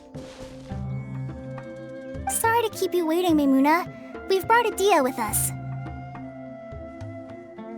Thank you, Kale.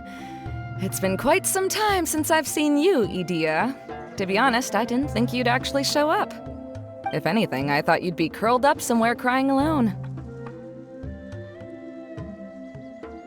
Hey, you shouldn't be saying things like that. Doesn't seem to be the first time Paimon's heard someone say that about Adia, though. You want to see me cry? Fine. I'll stop crying right here. No, please don't! All right, I shouldn't have said that. Now, who are these two? And Paimon is Paimon!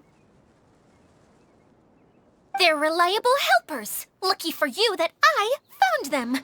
You'd better be more careful about how you speak to them, okay? Of course. Good to meet you. You may call me Maimuna. For the sake of time, we should forego the usual pleasantries. Please follow me.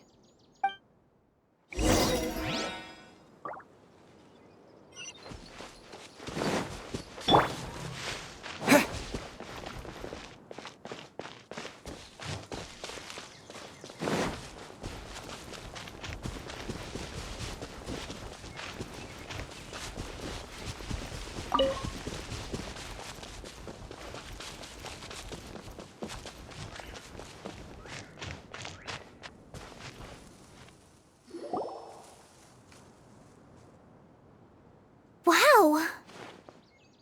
Look at that huge tent! Amazing, isn't it? I helped make it. What fun would a fairground be without a tent, right? Really? Paimon knew you couldn't be so pathetic. You just act modest all the time to hide your actual abilities. Huh? What is it, Kale? Sorry. I'm not sure if I should tell you. I'm afraid it might dampen the mood. That's not important. Please, just speak your mind. Well, there are lots of vendor booths set up here, but there's no one running them. In fact, there's no one at this fair at all. It looks pretty deserted. The truth is, this used to be an exciting and bustling place. But just a few days ago, something happened, and it seemed like... Like, the world was suddenly flipped upside down? Yes, exactly. Something fell from the central hub into the tent and knocked down the crystal light that was hanging at the top. Oh, the crystal light. Mm-hmm. I remember a certain someone said that we should have beautiful lights to celebrate at a fair, and made us that crystal light. But once the light fell, the tent became a complete mess and the hydro-eidolons were trapped inside. Just when I was at my wit's end, a man from the Lawrence clan came and offered his assistance. Wait, he offered to help you? Yes, and he refused to listen to any of my warnings. He just walked straight into the tent and then... Yes? And then? Yeah, don't leave us hanging here! What happened? And that's it. He became trapped inside along with the hydro-eidolons. Oh no! We have to do something! We can't just leave him there, Maimuna! I know, but the situation inside might be more difficult than you think. You should mentally prepare yourselves. Just talking about it is a waste of time. Since we're already here, let's go and scout out the situation ourselves. All right, this way, please.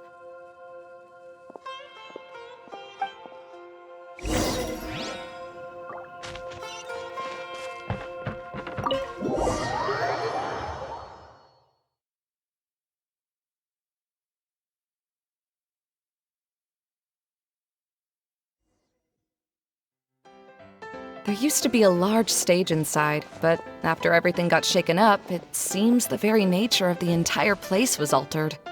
The lamps and crystal light that were hanging above have all fallen down, which makes repairs near impossible. Wait, so you mean it's difficult to move around in there? Yes, mainly because of the lights. Do any of you have experience being on stage? Once the stage lights turn on, everyone's attention is focused on you. I can't stand that feeling. Having everyone's attention focused solely on me would just make me feel terrible. Me too! I'm no good at speaking in front of people. And then to have everyone staring at you. Oh, just the thought of it makes me shudder. Sounds like you have some things you haven't been able to let go of yet. Please don't laugh. I'm trying my best to change that, but there are still some things I can't overcome. Like when there's a lot of people around, or when people are staring at me. No, there's nothing funny about that. And you know what? It's not a bad thing to care when other people are looking. That's my opinion anyway. Think about it. Only people who have high standards for themselves would worry about failing to meet others' expectations. You have many good qualities, Kale. I bet if you had to learn dance since childhood like myself, then you'd be an even better dancer than me. No way! That would be impossible. I can relate. I know exactly how she feels. Maybe we should find a time for you to learn with me. And one day, you will become an outstanding dancer too. By that time, you'll be so focused on performing your beautiful moves that you'll no longer worry about an audience watching you. Wow. Yula's so passionate about this that she's practically glowing now. Really? You do that? You wouldn't think I look stupid and secretly laugh at me, would you? You really think I'm that kind of person? Fine. Vengeance will be mine.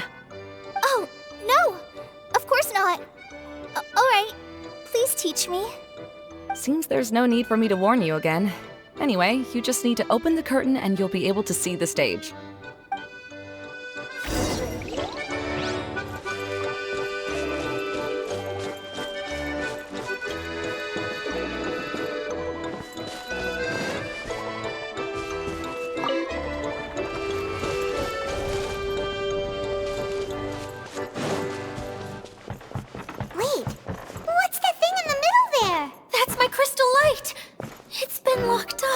Well, let's figure out a way to fix this. Looks like we need to raise the platform underneath the crystal light. If I remember correctly, the stage controls should be somewhere around here.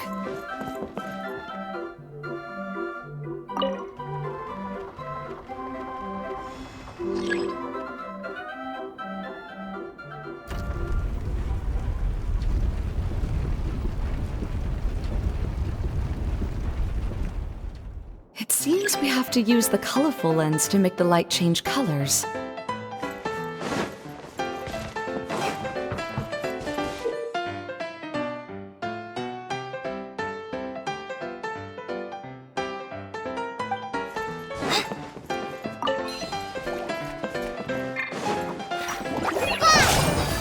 Crush! Yeah!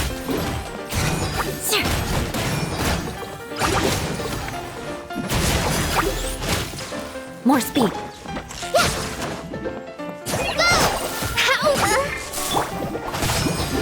Beg for mercy.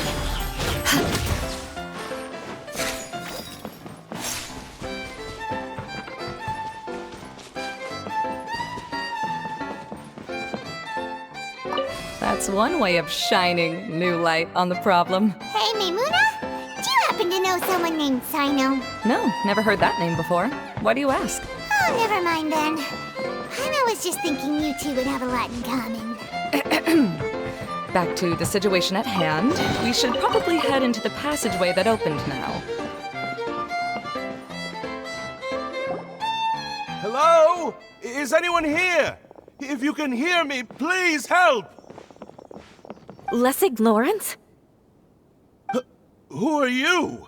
Who has the audacity to utter my full name? You sure don't look like you're in any condition to be talking like that. Yep. He's a member of the Lawrence clan, all right.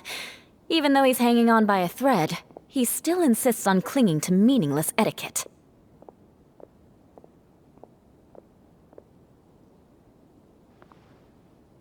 You. What are you doing here? Huh. Have you come here to mock me, Eula? If you would just think for a moment, it should be pretty obvious why we are here. Yet, now you're intentionally trying to provoke me? Of course, you don't have to accept my help. After all, aristocrats are naturally superior and need no help from others. Yes, thanks for the reminder. I don't need help from the likes of you. I don't think he really means it, Eula. His tone was harsh, but he keeps glancing at you from the corner of his eyes. It's my opinion as the healer that he needs help. Okay. He's been trapped for so long that it seems he's forgotten how to hold a decent conversation. How ridiculous. Let's go. We'll leave the stage to this person who'd rather save face than save his own life. Hey, no, wait! Halt! You cannot just leave me here. We're both of the Lawrence bloodline, after all. Helping me when necessary certainly won't tarnish your prestige. If anything, my embarrassing predicament will be overshadowed by your virtuous deed. We must uphold the prestige and dignity of the family. This is the best reason you could come up with? You think tacking on the word family will be enough to talk me into helping you? You should be ashamed for your careless actions. It's because of you that we all had to come here.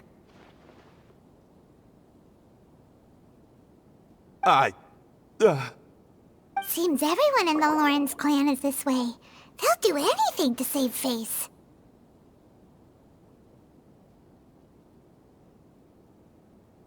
All right. Looks like it's time for the mascot to step in. Here you go. One for Eula, and one for Lessig. What is this? Candy? Thanks. Oh, the smell! It's just like the aroma I smelled coming from the lens. Yes, that's right. Enjoying something sweet always lightens the mood. Oh, thank you, Miss Mascot. I certainly do feel much better now. So he's willing to thank someone else, but not me. Eula has been worrying about you the past few days and asked me several times regarding how to find you. But now that you two have been reunited, I won't have to keep answering her questions anymore. Oh, I'm so happy. Let me clarify one thing. I don't care what happens to him. If you're going to keep saying nonsense like this, then... Eula will never admit that she actually cares about him. Yeah, you're probably right. If you're going to keep saying nonsense like this, then at least give me another piece of candy. Hmm? Oh, sure. I still have more. Sorry. I admit my mistake. I know I've caused heaps of trouble for all of you. Why couldn't you have just said that earlier? I'm back. Oh? Have you already finished catching up? Why are you all looking at me? Oh, nothing. Don't mind us. All right, then let's clean things up here and keep working our way toward getting the crystal light fixed. There's no need to push yourself in your condition, Lessig. I'll take him and find some place for him to rest. I happen to be a little tired myself. All right. I'll leave my cousin to you then. You'd better rest up and regain your strength before we settle things, Lessig.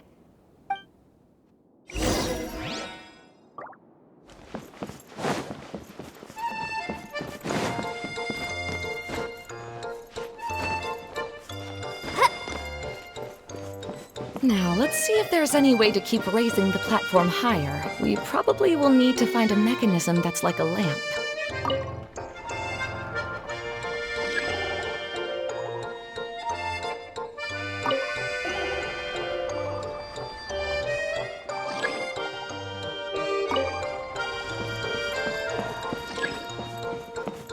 Strange. Is that really the Lessig that I know?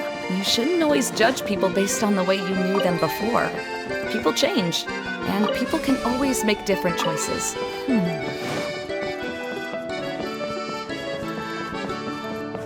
colored pieces of the bullet have melted. Yes, the lens is made of materials that are easily melted by light. Is it me, or do I smell something sweet here?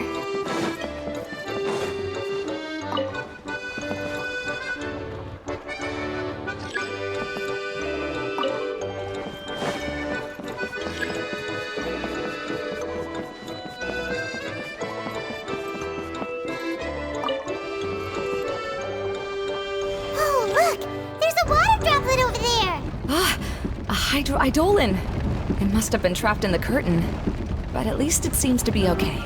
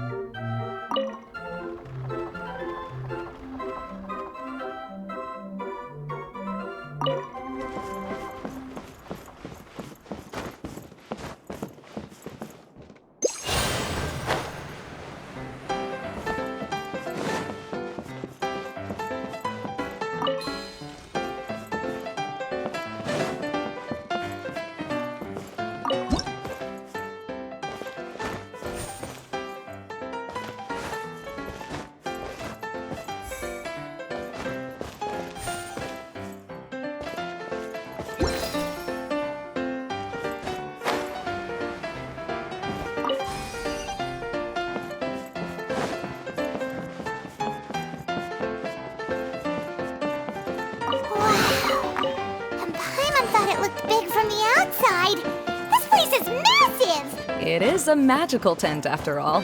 The inside is much larger than it appears from the outside. Haven't you heard stories with this sort of thing before?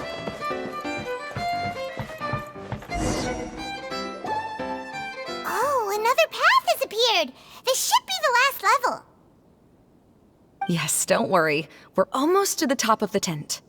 The last thing we need to do is raise the crystal light to the very top of the tent. After the stage collapsed, I realized that having it raised only halfway makes it look a lot like the stage at the Grand Bazaar. Have any of you visited the Grand Bazaar before? No, I haven't. I have. I've gone there a few times with Master Tainari. The place is bustling with all kinds of vendors. And if you're lucky, you can see Nulu perform her dance. Oh, a dance from Sumeru? I'd like to see that myself. If only it were on the way back, then we could stop there. It doesn't matter if it's on the way or not. I would be happy to take you whenever you have time, Eula. Great. I'll take you up on that offer.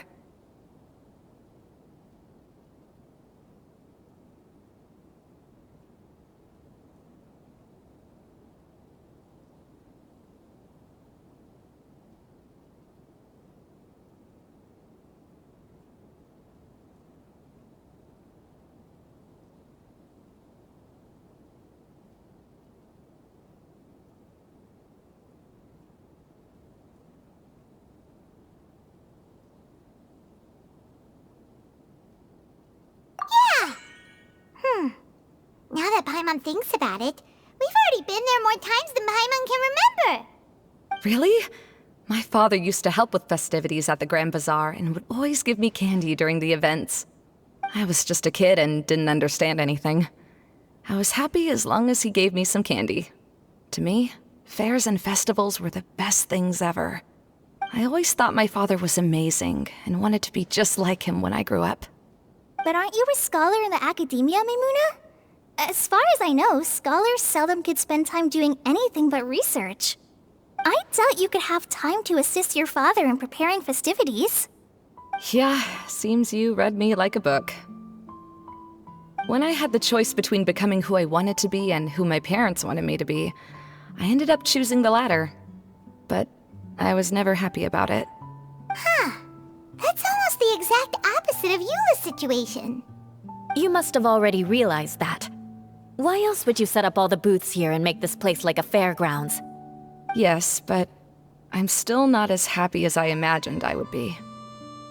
I realized that attending a fair and running a fair are two completely different things. The main reason my childhood was so fun and carefree is because my family worked hard. But my father knew how difficult and tiring running a fair could be, so he wanted to push me towards academics. But in the end, I didn't do well in either. I gave up on myself and resorted to investigating ley lines in the desert. Some things happened, and then I accidentally ended up here. I finally had a chance to make my wish of running a fair come true. But after seeing everything come crashing down, I feel like I've lost the strength to go on. It's not as bad as you make it out to be, Maimuna. No need to feel so down. You have the courage to change, and you've been actively guiding us on this journey. Someone who's given up on themselves could never do these things. Oh, Kale. I understand my situation better than anyone. You don't need to try to comfort me. It's not that I'm trying to comfort you. It's just that people sometimes don't realize that their actions speak louder than words. Believe me, this is something that I learned from my time together with Eula. Oh, what are you trying to say? Oh, nothing. Now, let's get that crystal light fixed. All right.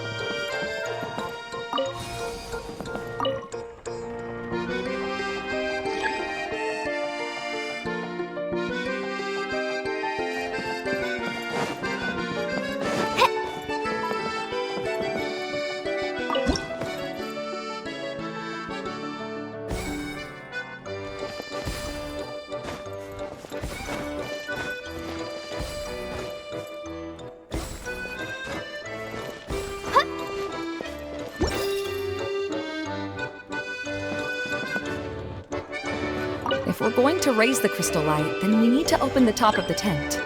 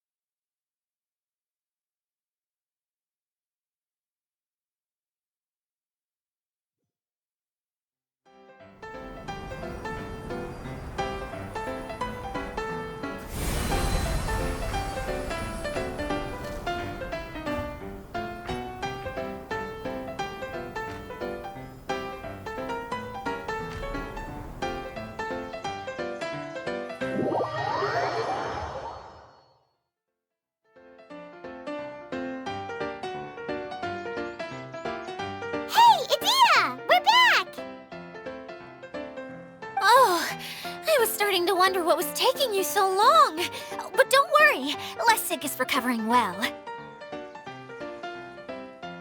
I'm pretty good at taking care of people. Seems I've found another good thing about myself. I don't know if I should be worried for him or happy for her. The shadow. It's massive.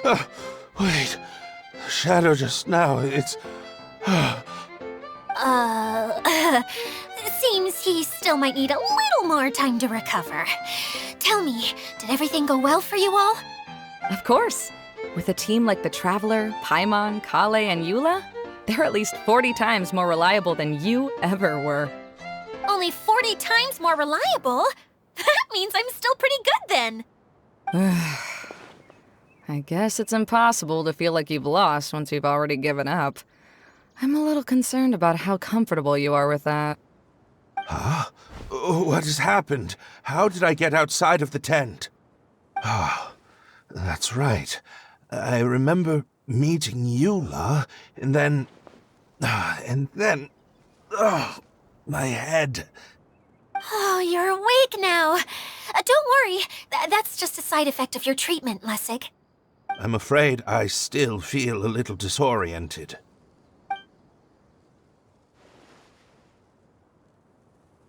Lessig Lawrence. Oh, it's you, Eula. All right, I'll do it. I'll come back to Mondstadt with you and abandon my wild efforts to restore the Lawrence clan. Interesting. Now you want to talk. Seems like you've had a change of heart. In that case, maybe you'll be able to explain everything in detail for us now. I admit it, yes. I came here in hopes of finding a way to restore the Lawrence clan to its former glory. But it was a long journey, and I didn't always know the way. I passed through Liyue and Sumeru. There was even a time when I lost my wallet and had to live in the wild.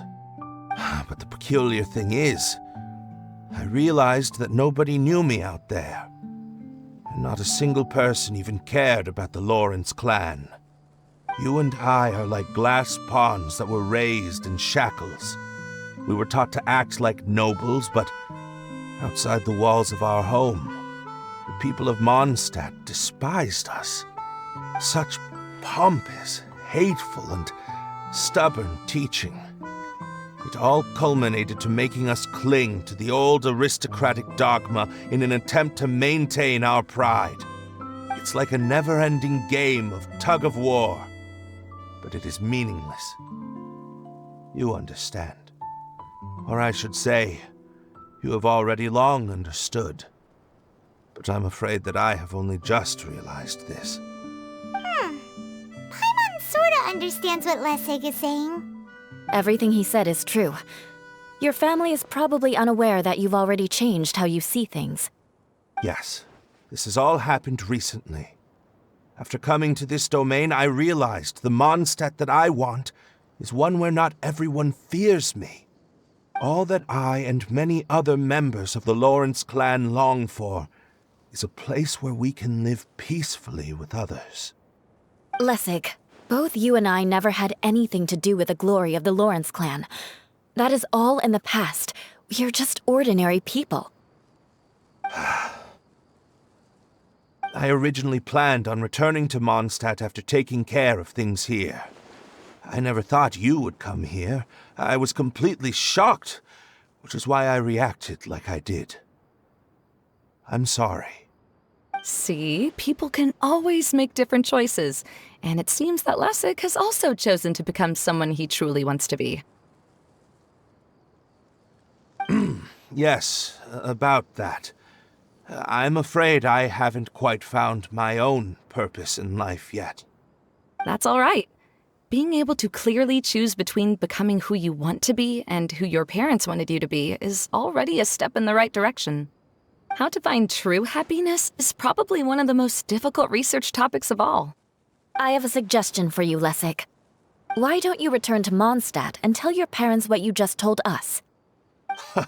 They'll probably try to tear me limb from limb. But what about you? Did you ever tell your family about what you think? This is something that I've been thinking about, too. Perhaps the two of us can sit down with the rest of the clan and discuss it with them. The Lawrence clan is just like this stage. It was once home to glorious performances, but those days are now long gone. And it is time for the stage to be updated. She's so solid and tough, but also clear and open, like an ice cube. Is that why she's able to dance anytime and anywhere she wishes? Are you all done talking now? Yes, I think so. By the way, that is for you. Please take it. I found it on Lessig earlier. Oh, it's one of the missing components! Wait, so you had it all this time?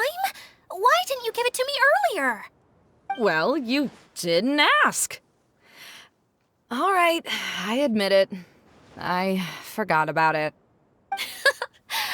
Okay, we'll let the Traveler hold on to it for now. Wait, this looks like... It looks pretty familiar. Have we seen one of these before? Shh! Now's not the time to brag about being a hero. Ah, right! I also bought a similar box at the last festival. Yes, people often use this kind of box for candy at festivals. This was one of the materials originally used to create the tent. But now that the tent has been repaired, we no longer need it. Eating the candy from the box as an adult will never be as delicious as it was when you were a kid. But if you really think about it, there are way more things you can eat as an adult.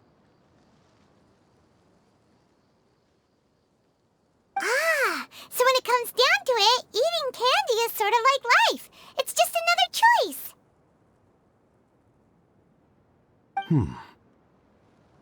So, as of now, we've already collected 3 of the missing components. Only 1 more to go. I'm sorry that repairing the tent took so much of everyone's time. You should all head back and have a rest. I'll lead the way.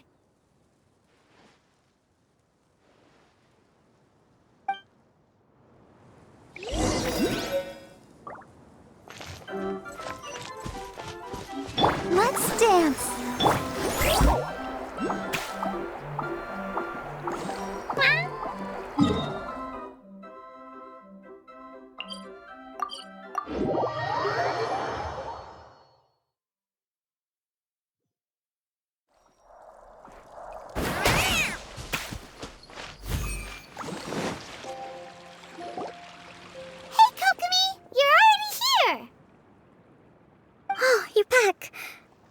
Your adventures to the forest went smoothly? Yep, you could say that. How about you? Up to anything today? Well, I suppose it's time I told you that as the Divine Priestess of Watatsumi Island, I shouldn't actually be here now. The truth is that a relic known as the Shinro Casket was lost from Watatsumi Island long ago. But recently, an orb matching the relic's description suddenly began emitting light, almost as if it was guiding people to it. This is what led me to find the relic's whereabouts. I wasn't lying when I said that. Goro has often told me that sitting at home reading light novels is not the best of practices, and that I should try to get out more. As I made my way from Watatsumi Island to Sumeru, I enjoyed a variety of breathtaking sights. It really is a beautiful nation. I even stayed in the rainforest for several days. I was surprised to find that the relic had ended up in the desert. I knew it was somewhere here, but I still couldn't pinpoint the exact location. Though I feel that Idia was not intentionally trying to hide anything from us, this domain does have plenty of secrets. I'm sure you've sensed that too. Now that you mention it, a lot did happen today.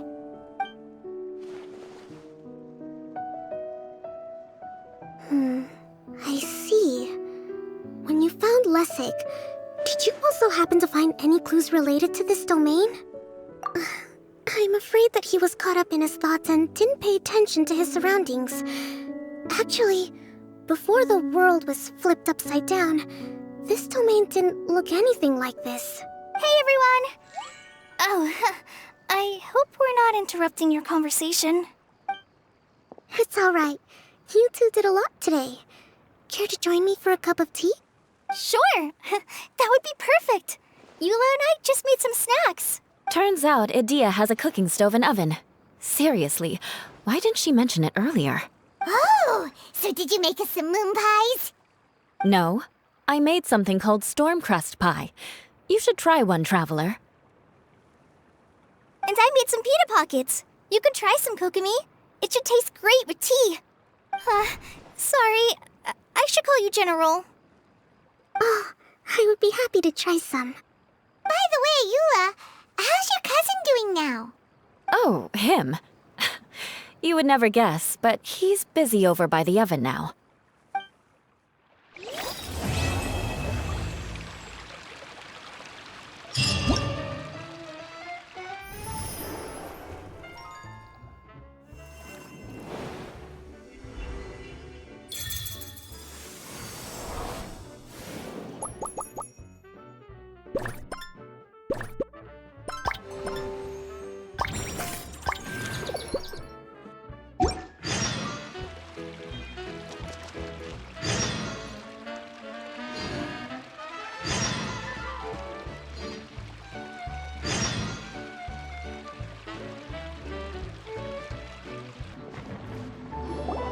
Really?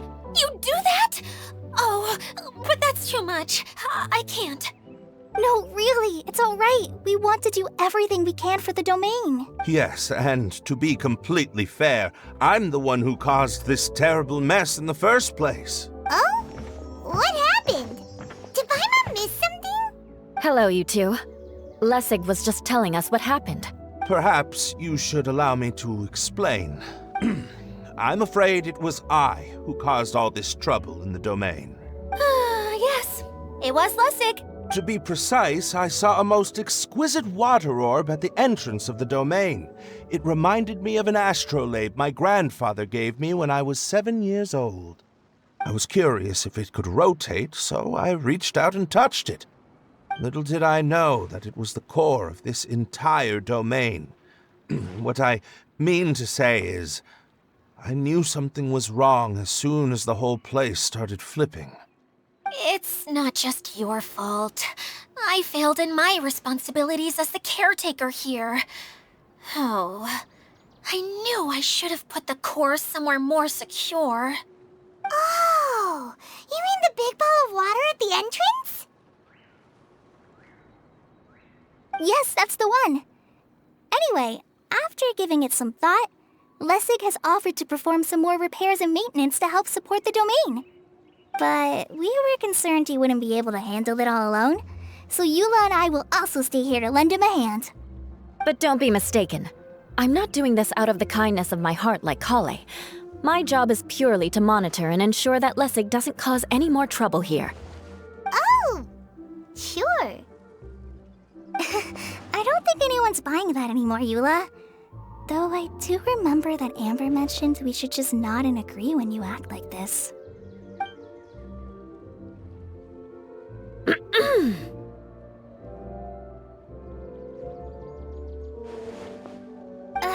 Right. You better not slack off today, Lessig. No, I'll get right to work. Either way, Lessig is going to be in charge of making lunch for everyone today. Yes, I'll do my best. No need to worry. What was that? No, I mean, thanks everyone for giving me a chance to redeem myself. I can already feel new strength kindled inside me. Ha ha ha. No, maybe that's just the heat of the oven. Very good. But you should conserve your strength. Many parts of the domain are still in disrepair, so we have a lot to investigate. Seems Adia has a little more pep in her step after finding others to help do the work. Now that you three are situated, we can focus on what the rest of us will be doing today. I'll go gather the others. We should get ready to leave as soon as possible. And there she goes. At least she seems to be happy. Maybe this is how it feels to be in charge.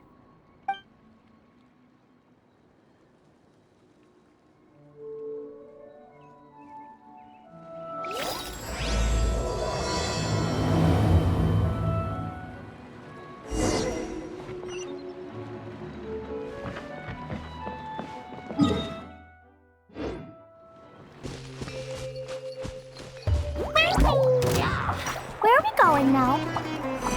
We're going to retrieve the last missing component. My working theory is that the director listed on the sign has it. No details slips by our general. What's a director? The director is a kind of job. The one we're looking for is named Zosimos. Zosimos is responsible for managing everything that happens on the stage, similar to how Idia is responsible for managing the whole realm. Wow! Sounds like Miss Adia must be way busier. You'd think so, wouldn't you? Care to comment on that at all, Idia?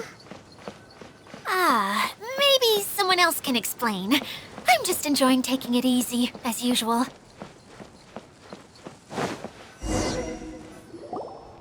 The director doesn't get out much. He's almost always cooped up in his treehouse making props or writing scripts. But I'm trying to remember now. Where is that treehouse of his? Huh? You don't remember? Hey, don't forget! I'm just the mascot. I believe it's that way.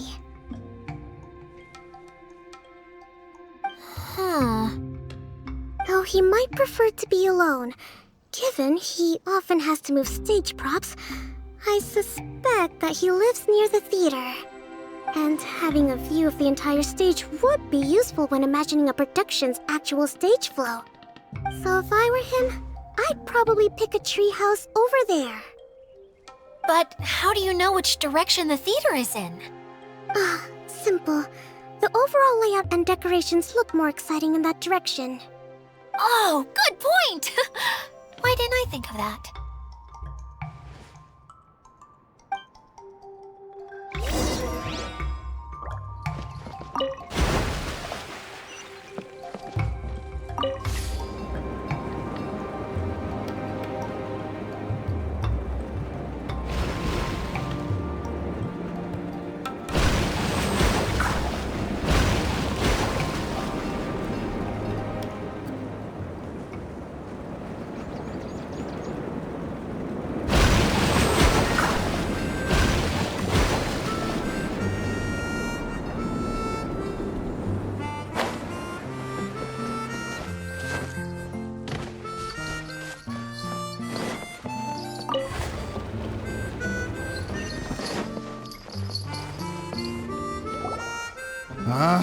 Where did that blasted automation mechanism go? The male actor standees are here, but where are the female ones? Who's that? Idea? Yes, Sosimos! 'Tis I, Idea! How's that for a dramatic entrance?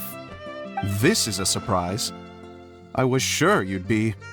Curled up in a fetal position, crying to yourself? Wow, what a fascinating little creature. Did you just read my mind? The name's Paimon? And no, Paimon's no mind reader. Just call it an educated guess. It seems everyone shares a similar opinion about you, Idea. I knew from the start that a managerial role wasn't for me. But I found my true calling now. As a mascot! Mascot? Is that a new role? I don't remember casting you for that. Okay, enough about me. I'm just here to introduce you to some new friends of mine.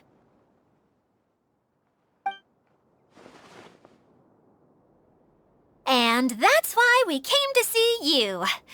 Well, do you have the component that fell out of the central hub? I do. However, I'm afraid the incident has caused many malfunctions with the stage mechanisms, and I can no longer put on any performances. Okay, so you're holding the component ransom till we help you fix the mechanisms, huh? No, till we fix the stage, surely. I'd have thought he wants us to make some more props, no? Given that some of the standees are missing. Or maybe the component is broken and we need to fix it. You're all forgetting that the majority of his work involves writing scripts. I'll wager that he wants us to edit them. What has gotten into you all? What sort of person do you take me for, The component is safe and sound. I can give it to you now if you'd like. Although I was hoping that maybe you might be willing to help rescue my show? You're a big group. I have lots of roles to fill. It would really speed up the casting. A show? That sounds fun! I want to help! Can we? Also, truth be told, I've hit a bit of a roadblock in my script and was just thinking about how to move the story forward. And then you all showed up. Suddenly, I got my muse back. I don't know how to explain it, but something about seeing all of you finally helped me figure out how to continue my script. Huh? You mean that story you've been stuck on forever? Are you serious? You really think you can finish it now? Yes, really. Just give me a little time, and I'll write it all up. In the meantime, I'll leave things to you, Idea. Whoa, and he's off to write the script. Zosimos has always wanted to write an epic story about a thief and a mage. Apparently, he got the idea from some rumors that were swirling around, but he only got as far as writing the intro before writer's block set in. Why don't you all take some time for yourselves while I see what I can do? We'll reconvene after the director finishes his script.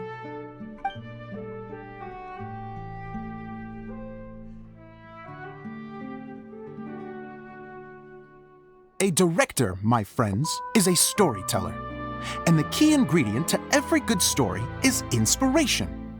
The moment I laid eyes on General Sangonomiya, inspiration hit me for a brand new character. The heroine was the missing piece of the puzzle. The rest of the story flowed naturally from there, and now it's finished.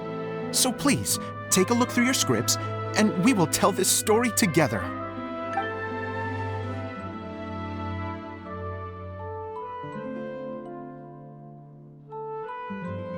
Well, is everything clear? Director Zosimos, how do you pronounce this word? Let me see. That's sojourn. It means to stay for a while. This is a very cute moment, so let's make sure that comes through in the performance. Oh, wait. There's another word I don't know here. It's okay, Klee. We can go through your lines together a few more times after this meeting's over. That would be most appreciated, Kaya. I had a feeling about you, actually. You seem to know a thing or two about character acting. Tell me, have you acted before? You're too kind. It's all in the script, really. It just rolls off the tongue. Oh, you think so? Well, you definitely have a knack for it. I've actually been looking out for someone with your talent. If I make it as a big-time director, then I can see us working together for the long term. Be sure to stay in touch, okay? You and I are gonna go places. What can I say? Sounds good to me.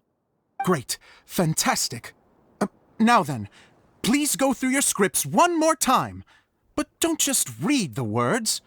Remember my notes, and really let the character inhabit you. I need to have a look at the stage, so I'll leave you to it. If you need me for anything, I'll be in the big theater right in the center of this area.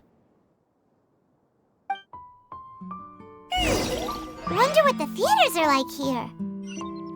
Let's go check it out while everyone's still getting ready.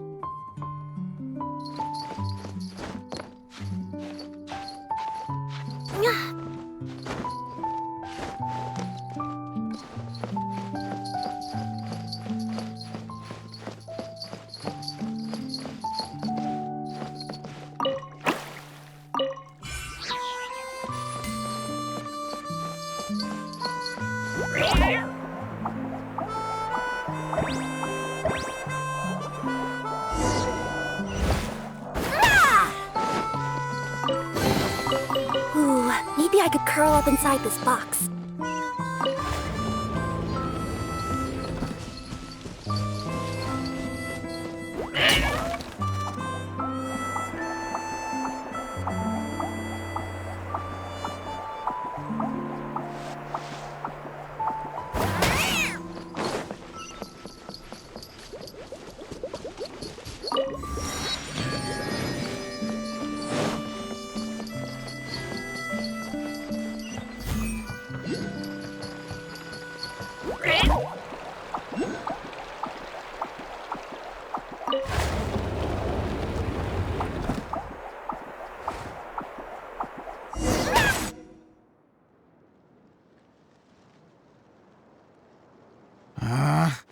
Where did it go? I put it right here. Hey, Zosimos! What you up to? Oh, it's you two. Please, come here. Feast your eyes on this stage. I designed it myself. So, directors have to design the stage too? Oh, I'm no ordinary director. I take a more holistic approach. Directing, script writing, stage design, I do it all. Sounds like a lot of work. Adia wouldn't be able to handle that kind of job. Adia has her work cut out for her too, you know. She's my one and only member of the audience, though she often criticizes my shows. Well, she just says what she thinks. You don't know how to write, or this is getting ridiculous. I think it's because I use preprints in a way that she feels goes against what they're intended for. But even though she's my harshest critic, she's also been my biggest supporter in a lot of ways. I guess you could say she's like my agent. I'm very grateful to her. I've always dreamed of being a director, but I've never had the chance until I came here. So, what did you do before you came here? Like I said, I dreamed. From a young age, every time I came home after a show, I'd go over the story again and again in my mind. Growing up, my biggest aspiration was to be a director. Unfortunately, I couldn't offer much beyond my practical skills, so I ended up spending most of my time as a prop designer and doing a bit of set design on the side. Don't get me wrong, I do love building the set, but nothing satisfies me more than putting on my very own show. No wonder you only wrote director on the sign. Exactly. You're not doing a great job of convincing me that you're not a mind reader. By the way, could I ask you for your help with something? I'm having trouble finding the master script, and I'll need it shortly. The one you only just finished writing? You lost it already? Yeah. After I handed everyone their copies, I held on to my master copy while I was checking on everything around the theater. I must have dropped it somewhere. If it's not here, then it might be in the attic. These are the only two places I've been since I finished writing it. But, I still have some things to do to get the stage ready. Would you two mind having a look for me? No problem. We'll find it.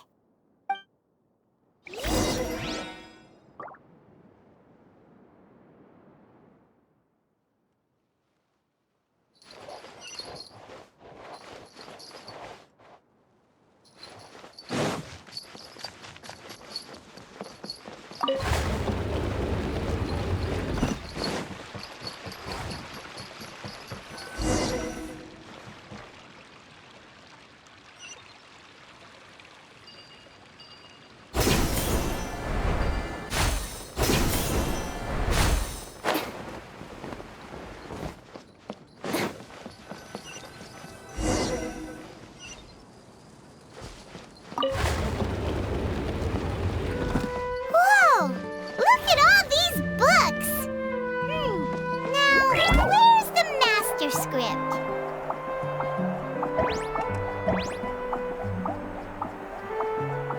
Oh, it sounds like a water droplet is on the second floor! Let's go have a look!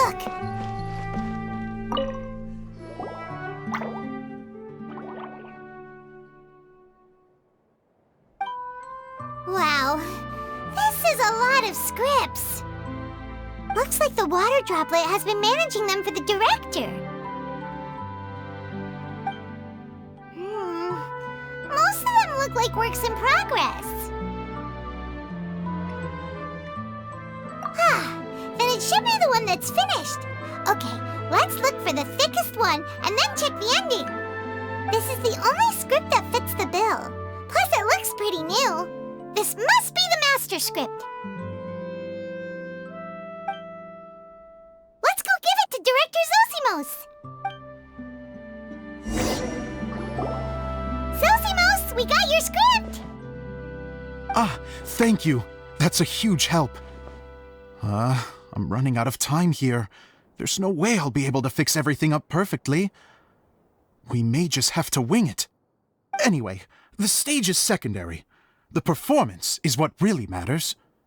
Things can always go wrong on stage, but as long as the show goes on, it should be fine. You don't sound very confident in what you're saying. It's true.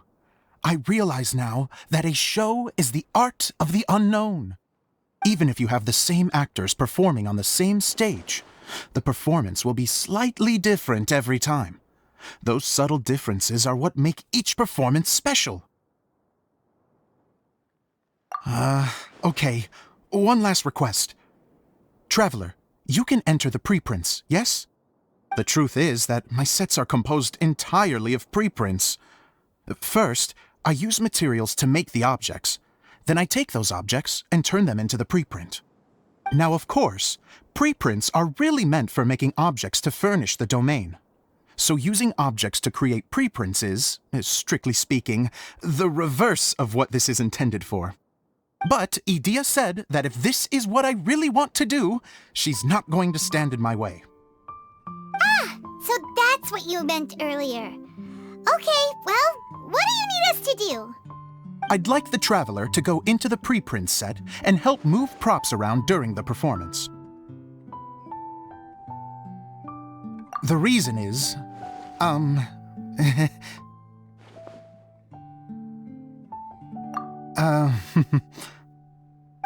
Paimon gets it now. If you're busy directing, moving the props, and operating all the mechanisms, you never get the chance to watch the show. Yes, I know that I'm no master playwright, but still. Even if it really is a half-baked script, with shoddy writing and moments of sheer ridiculousness, I'd still like to see it for myself, just once. Hard to turn a guy down after a speech like that. Thank you. Genuinely, I'm so grateful. I'll go and inform the others. Then, as soon as you're ready, the show can begin.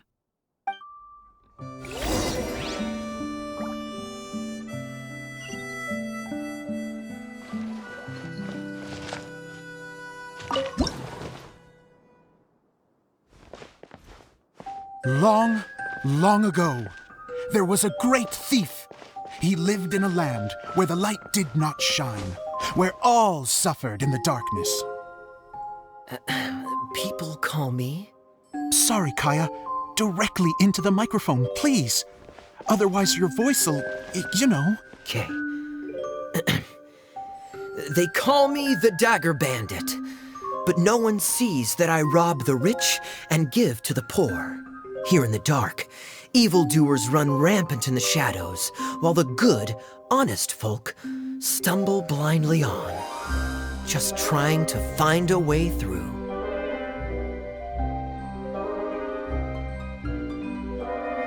As the bandit brooded, suddenly the world was inexplicably changed as a single star appeared on the horizon and flew across the sky. Traveler, stomp on that movement mechanism in front of you.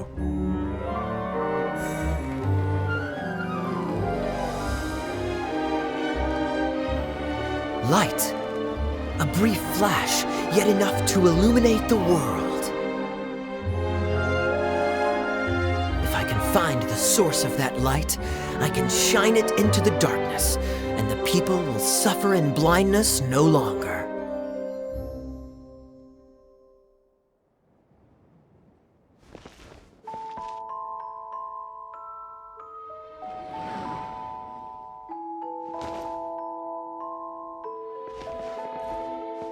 Without a moment to spare, he set off to follow the star's course. All the while, the star kept moving through the sky. Traveler, the star kept moving through the sky.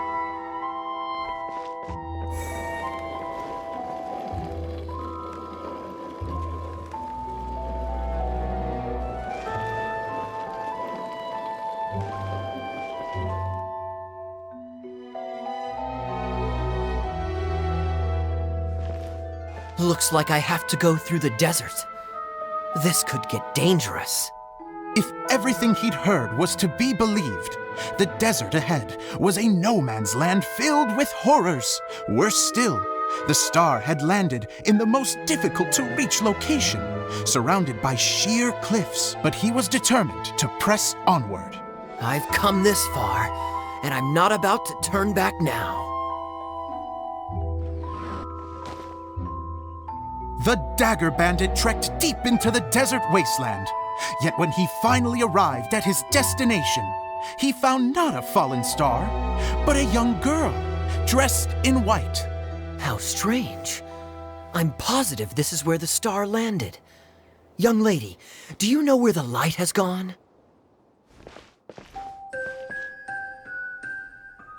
The girl replied, Traveler from afar, the light you seek is only a bottled flame.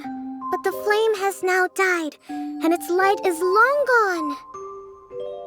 A bottled flame? Yes, it was a gift from another. And so, the girl began to tell the story of how the bottle came into her possession. The girl hailed from a kingdom that sat atop the waterfalls. But when the reigning dynasty fell and a new one seized power, she and her people fled for their lives. A thick fog began to fill the air as she made her way through the forest, and dense thickets tried to block her path. There is a mechanism down there that you can press to retract the thicket board below the stage.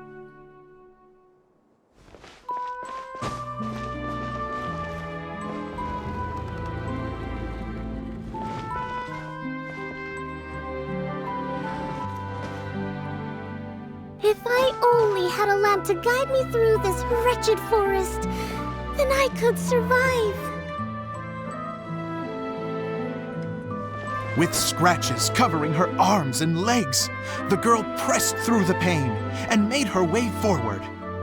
The road ahead was arduous, but she was determined to press onward. I've come this far, and I'm not about to turn back now.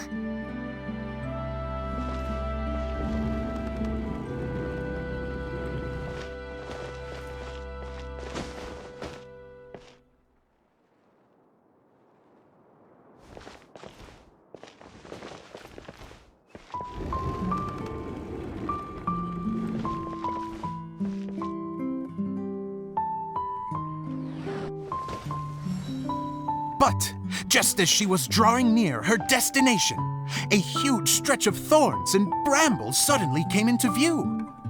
Despair set in and began to weigh on her heart. If only someone could help me, I would give anything in return. The girl's heartfelt wish in her moment of desperation did not go unheard. Wait! There's no mechanism for the final thicket! Ugh, I must have forgotten to check those boards. According to the story, those thickets should be gone from the stage now, right? Yes, total oversight on my part. What a pain. I can help! Traveler! Catch!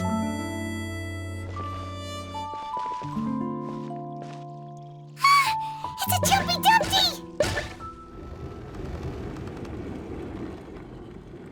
The girl's heartfelt wish did not go unheard, for a Jumpy Dumpty who was passing by helped to clear a path for her. Oh, thank you, Jumpy Dumpty. And so the girl continued her journey deeper into the forest. But what she found there was not a lamp, but a mage glowing with fire. So, just to clarify, it was supposed to be the mage who helped burn a path through the thicket. Save it for the end, man! The mage took pity on the girl and handed her a bottle. Then, the mage began to tell the story of how the bottle came into her possession. The fiery mage had an adventurous spirit and enjoyed taking long journeys. On one such journey, while taking rest in an oasis, she found a beautiful bottle by a crescent-shaped lake. Clee, quick, get in the light.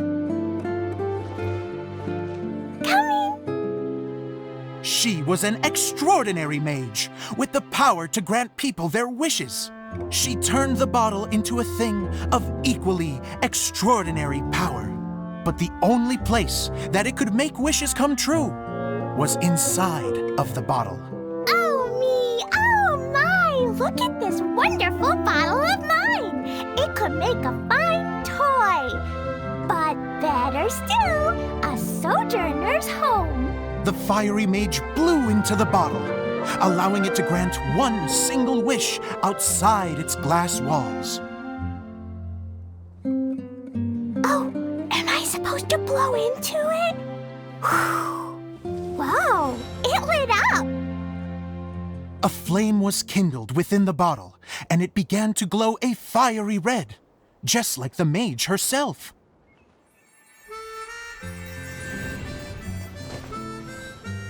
After the mage finished telling her story, she disappeared, leaving only the bottle behind. A magic bottle that can grant wishes. Then I wish to leave this place and go somewhere where no one will ever find me again. And then, the bottle seemed to softly inquire.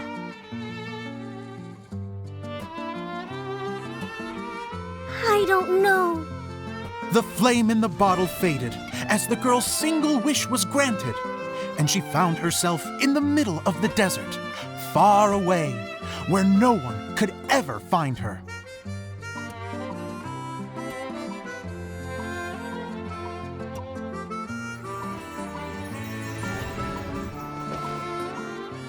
When the dagger bandit listened to her story, he sighed in disappointment that the flame with the power to grant wishes outside of the bottle had already died.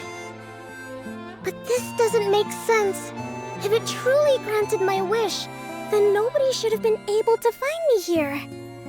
Maybe they shouldn't. The desert is difficult and dangerous to navigate, but I was determined to make it, no matter what. Then take this bottle with you for your trouble. It may be able to grant you your wish, though sadly, only within the confines of the bottle itself. All I wish for is light. Honoring the bandit's request, the girl wished for light inside the bottle, and sure enough, it lit up. They found that while the light was only generated within, it could nonetheless shine through the glass and reach anywhere in the outside world. Even though it doesn't burn as brilliantly as the light that shone before, this is still an extraordinary light. What will you do after I take the bottle? I don't know. Well, then maybe you should come back with me. With no reason to refuse, the girl accompanied the Dagger Bandit back to the land where the light did not shine. They brought light to that place, and the darkness was dispersed, and they lived happily ever after.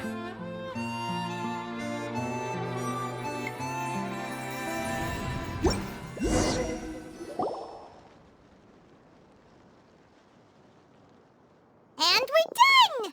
Seems the show went pretty well.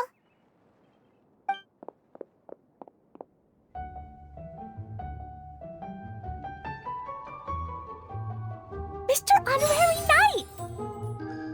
Didn't I do great? I felt like I really was the fiery mage! Wow, great costume, Glee! As soon as Paimon saw your shadow, she thought straight away, what a cute hat! Glee loves it! Thanks, Mr. Zosimos! Oh, wait, no, I mean, Mr. Director. Mr. Director? Ha! No one's ever called me that before. Thank you, my dear little mage. Thank you so much. Oh, I'm so happy. Miss Adia said that she tailored it a little bit so it would fit me, but you were the one who designed and made it. You're amazing. Yeah, that's amazing! And it sounds like Adia did a great job too! It was nothing really. Just one of those, oh no, whatever shall I wear to the ball moments. Sewing comes in handy at times like that. Sewing is an art in its own right. You're more talented than you give yourself credit for, Idia. Really? Oh, I'm just gonna go for a second. Please, chat amongst yourselves. She gets embarrassed so easily. She really can't handle being in the spotlight. Idia's a sensitive person and doesn't have a whole lot of self-confidence. I hope all the excitement hasn't brought her to tears. Oh, I'm a little worried. Don't worry. I'll go make sure she's okay. I'll see you all later. So, what did you all think of the play? Any thoughts? Huh? Uh-oh, time to get serious. Now, are you sure you want to hear what we really think? Oh, absolutely! I had the courage to ask, didn't I? So, don't mince your words. Go ahead. Speak your mind. I can take it. Okay, Paimon will go first. So, the dialogue at the beginning was pretty good, but it ran out of steam as the story went on. Paimon could tell that you ran out of inspiration somewhere along the way. The characters were honestly a little bit ridiculous. Paimon didn't get what you were trying to do. The moment anyone started to show any kind of substance, suddenly the scene was over. Yes, all very good points, Paimon. I would add that in its attempt to pay tribute to the series 1,000 Nights, all semblance of a coherent was sacrificed. Plus, I do have to penalize you for the issues with the props. Miss Adia, what are you doing back here? Oh, you know, I return like the tide when people start discussing something important. Huh. Especially when it has to do with criticizing my show. Mm-hmm. But there was one thing I liked about it. Just one, mind you. The story had a good ending.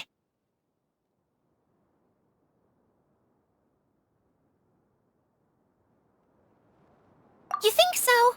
I thought I was letting him off lightly. Idia, could I borrow you for a moment? Oh, sure. Excuse me for a moment. Back to you, Paimon. Keep up the good criticism. Okay, in that case, Paimon did have one other complaint. Let's hear it. Taking criticism on the chin is all part of being a director. The ending was all wrong. The girls orders were clear and simple the whole way through. It was kinda jarring when all she had to say was, I don't know. And doesn't anyone else find it weird how her whole community was on the run, but she was only looking out for herself the whole time? I'm fine. I'm not going to improve without feedback. I also learned a lot this time with the chance to be off stage. To be honest, it was a dream come true. What a great attitude! You don't seem upset at all by our comments. I wouldn't say I'm completely unaffected, but you're only speaking the truth. They're all very valid points. Still, now that Paimon thinks about it, you did finish the script in a bit of a rush. Maybe we were being a little too hard on you.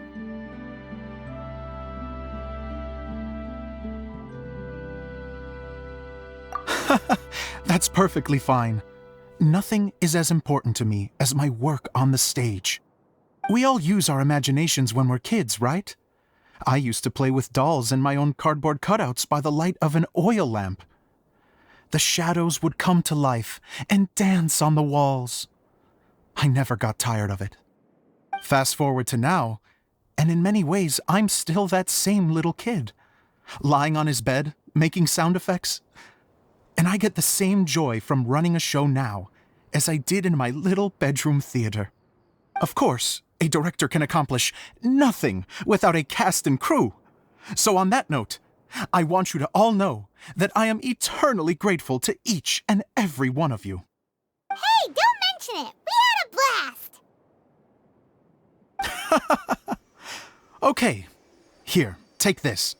Your component, as promised. It's the bottle from the show! The one that lit up when I blew into it. That's right. Can you guess the secret behind why it lights up? Oh, maybe there's an invisible fairy inside that opens its eyes when you blow into it. Bingo! You guessed it. That should do the trick. Oh, wait, this needs tightening up a little. Hold on, this will only take a second.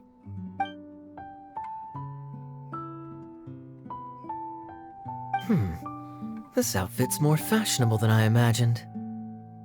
Excuse me, everyone. Do you have a moment? Especially you, Zosimos. Idia wants to do a little something for you. She says it'll be a dream come true. A dream come true? Yes. She said that as useless as she is, she wants to do something for you as the first person to have heard of your dream of being a director. Her words, not mine. I'd have to disagree, though. I have never thought of Idia as a useless person. How is this suddenly about me? If everybody is ready, then I'd like to invite tonight's male lead to take the stage. Ta-da!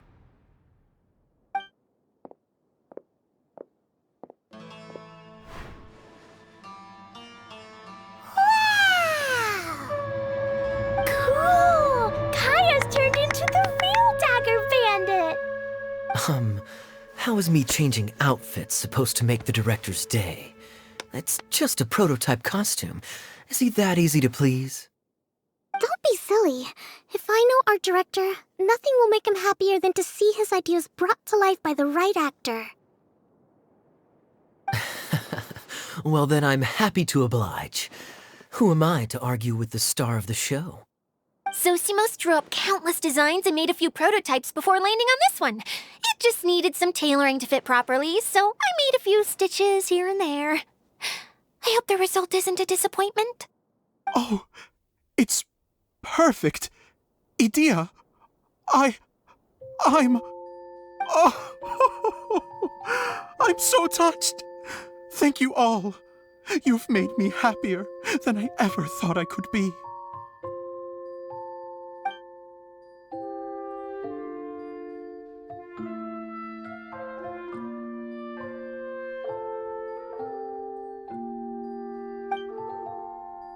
How are you doing? Recovered? Oh, I'm good. Thank you again, Idia. Oh, please, don't mention it. Well, now that we have the final component, it's time to say goodbye for now. Let's head to the core of the Veluria Mirage and get this place fixed up. Can I keep wearing my costume? Please do, by all means. Both of you can keep your costumes. It seems only fair. Yay! Kaya, keep wearing yours too. It looks amazing. I agree with our mage. I'm sure it's not every day you get to play such an unforgettable character. Sure. I think I can be a bandit for a little longer. Bye-bye, Mr. Director. Take care, my dear friends.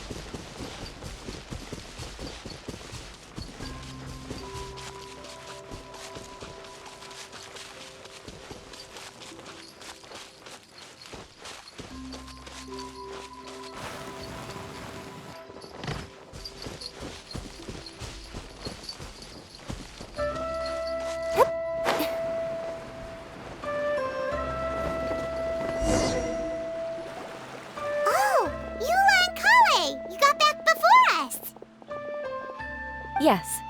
Idea had the water droplet send us a message just as the show was coming to an end, so we came back here to wait for you. How is Lessig doing? He finished all the maintenance work, but it took a lot out of him. He's now fast asleep in his room. Oh, I feel a little guilty. Consider it his atonement. It's only fair that he had to do something constructive before being able to sleep soundly. Seriously, don't waste your concern on him. If you say so. Okay, without further ado, let's go and fix the domain! Isn't this where we first met Water Droplet? Correct! The core of the Veluria Mirage is the largest streaming projector of all, and this domain is one gigantic preprint. Whoa, so everything we've seen is created by this? That's incredible! So, to fix it, same process as usual, right? Do we need to use the preprint? Exactly! Well done! You catch on quick. It's hard to forget after doing it so many times now. Let's get going! This is the final step! Yay! Suddenly Paimon's really excited! The hub consists of these components. All you need to do is place them onto the foundation in the right shape. The right shape? But we've never seen what it looks like.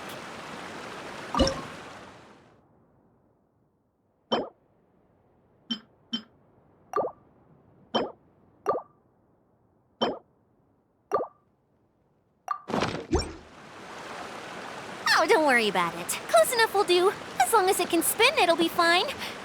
Should be fine.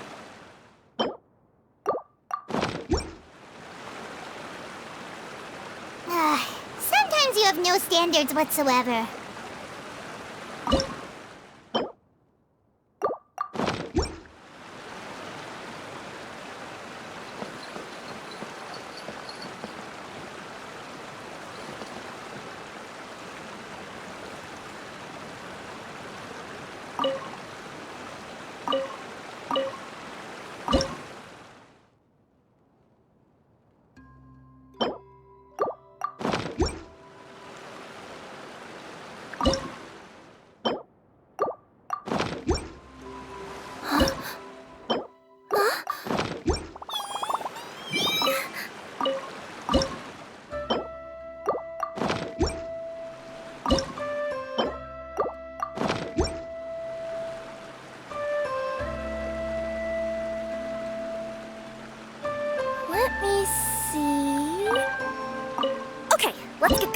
The next location on my list is really far away.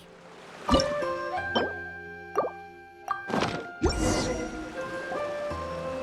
did it! But why isn't it turning? The components are back in the core, and the hub is restored to its proper shape again. That's all we needed to do. Like any wound, it just needs time to heal. It'll probably just start turning again one day in the middle of the night when no one's looking. Really? I thought that with your special abilities, you could get it turning again right away. What? Huh? All of us are dying to see it. Not just how the domain looks when it's fixed, but also Edea and her element. I want to see Edea using her magic powers too! I bet they're super awesome! What are you guys talking about? And how is Clean on this, but Paimon isn't? They're referring to our mascot's true form. As I've said all along, there's much more to Edea than she gives herself credit for. She has a very special power. Though, I think some of us have sensed that already. Did you notice right away, General? I only found out when I was chatting with Eula. So our general was the first to notice. It seems like she's more perceptive than she lets on. I'd say the same about you, Kaya. What the? All of you know? I mean, I wasn't trying to hide anything from you, I promise. It's just, for people who stumble upon this place by accident, I think my current form is more approachable than my true one. I don't want people to get scared when they see me.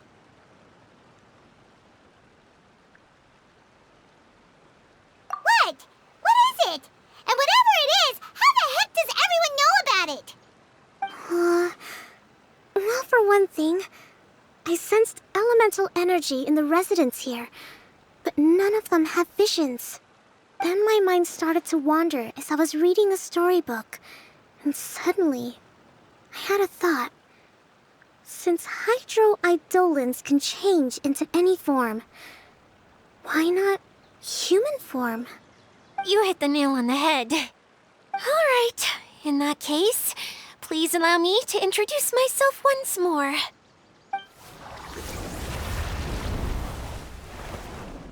I am an Oceanid who was exiled here when the former Hydro Archon passed away. My name is Edea. Wow, Edea! You're so pretty! Now that I'm in my true form, I suddenly feel a little embarrassed talking to you all. You look stunning. You should be flaunting this look at every opportunity. Oh, come on. I'm too shy. Wait, so does this mean that all the people we met in here are actually... I'm guessing that the human counterparts to these hydro alter egos are long gone. That's right. When they wanted to leave, I took them to the edge of the desert. The components are, in fact, gifts that they gave to me before they left. But I'm always curious about what brings people here, so I used the streaming projector to bring their wishes to life. The power to grant wishes, but only within the confines of the bottle. Exactly. It's a truly extraordinary light. I've just realized something. When the components fell from the core, it appeared as if they had returned to their respective owners. But actually, it was after the components landed where they did that their owners and the things associated with them arose around them to form the different zones. So now that the components have been retrieved, does that mean that all those things are gone? Don't worry, they'll be quite safe. As long as I remember them, they'll never disappear. However much we might criticize each other or get into scuffles, in this mirage, they will always be my friends. I had so much fun in the choo-choo cart and hanging out with Mr. Director!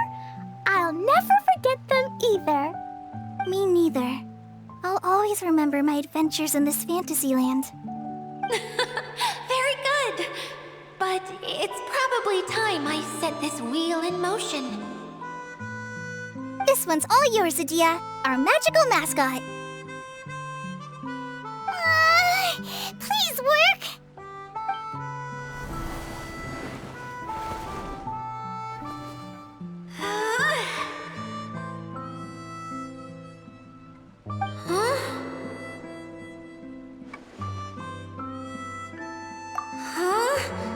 That's strange.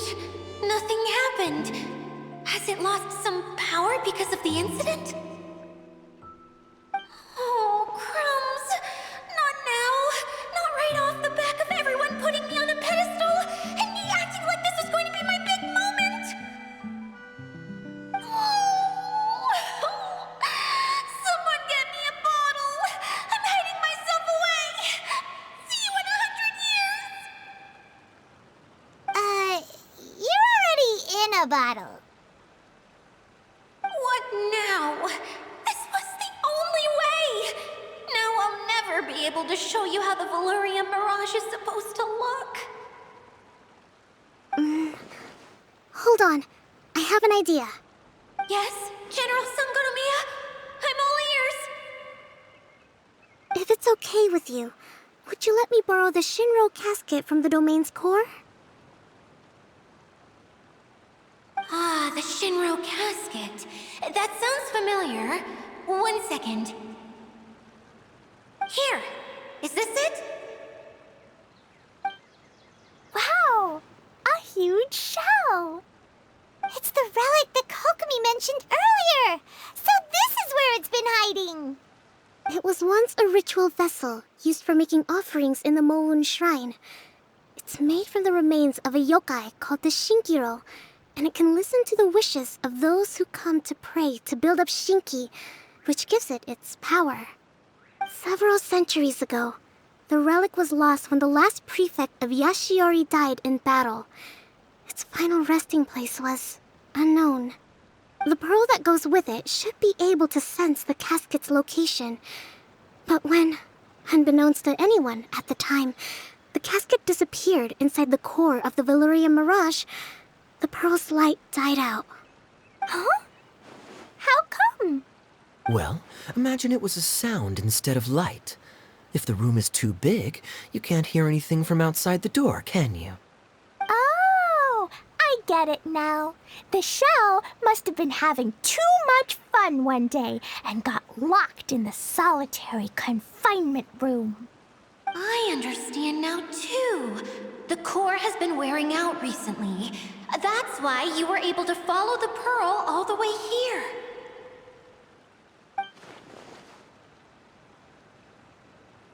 To get back to the story, without the offerings at the shrine, this vessel quickly loses its power.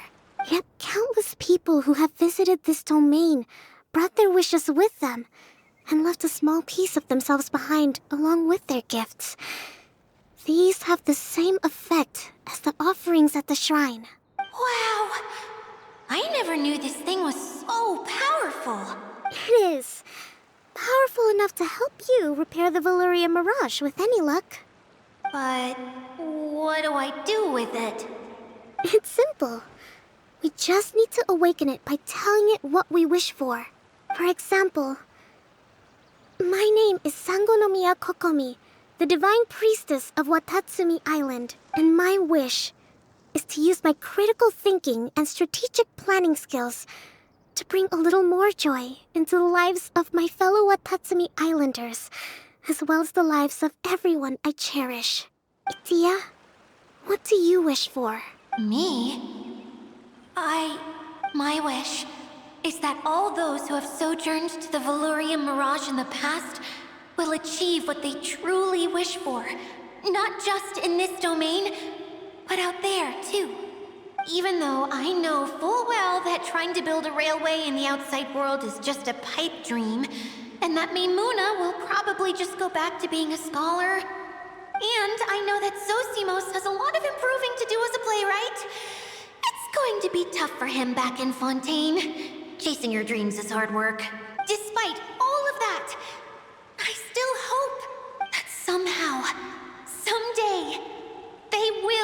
achieve their dreams.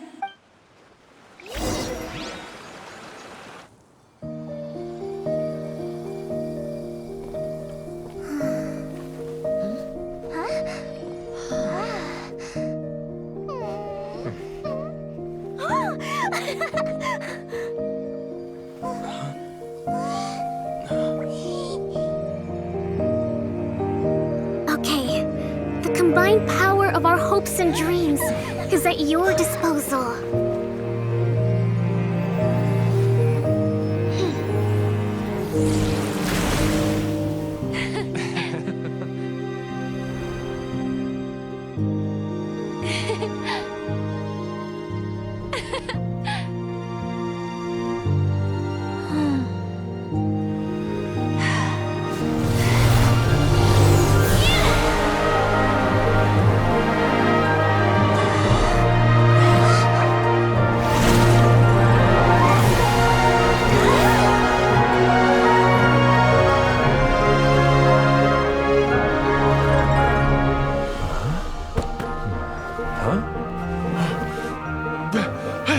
Look!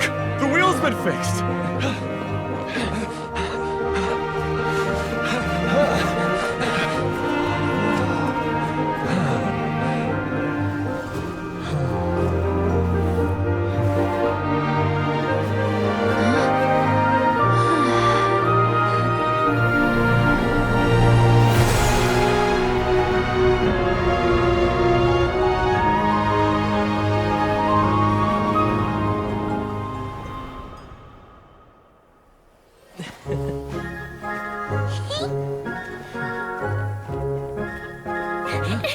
Come on, hurry!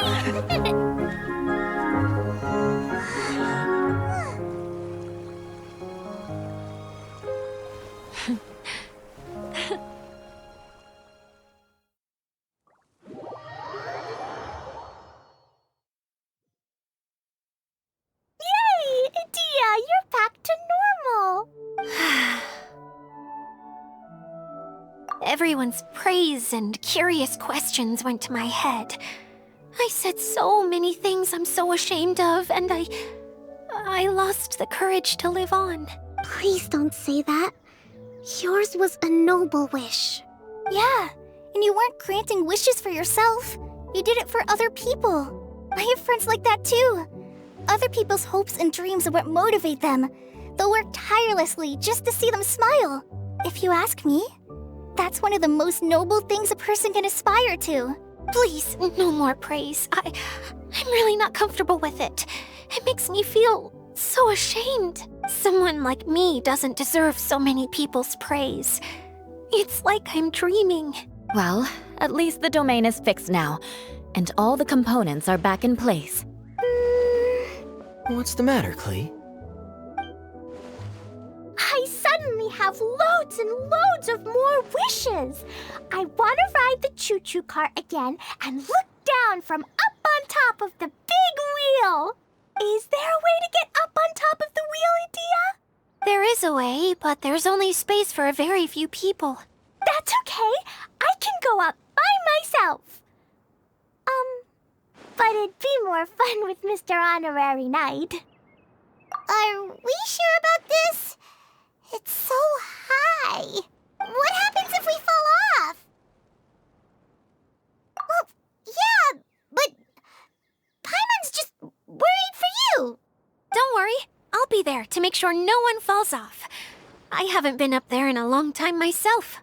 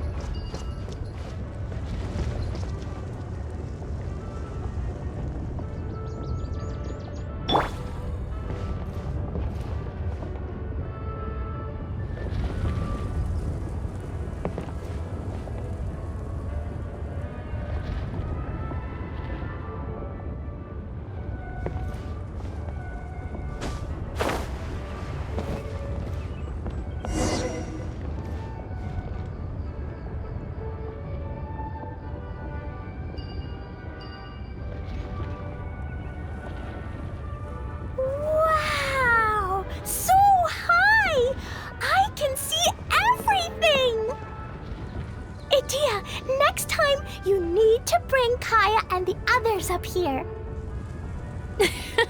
Sure thing.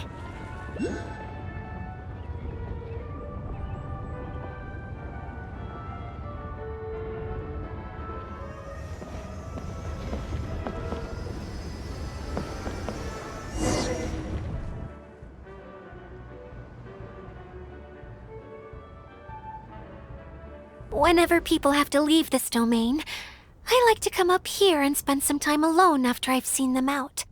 They're always overjoyed when they first arrive and start bringing their imaginations to life. But once they realize that they can't take anything home with them, they get upset. Some of them can't bear to leave. Others regret ever setting foot in this place. Do you ever get sad, Idia? I feel lonely at times, but not sad. A lot of people destroy everything they created before leaving, but some don't, like the residents you met. Before they left, they asked me to make replicas of themselves using hydro-eidolons. Then they tasked these replicas with maintaining everything they built here, as if this was their way of keeping their dreams alive.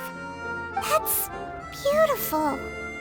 Yeah, I don't know how they're faring in the outside world, but just the thought that one day they might achieve their dreams and live on the outside just as their counterparts do in here, that's enough to make me happy. It feels like I'm here waiting for them in the future, where they've achieved everything they wanted.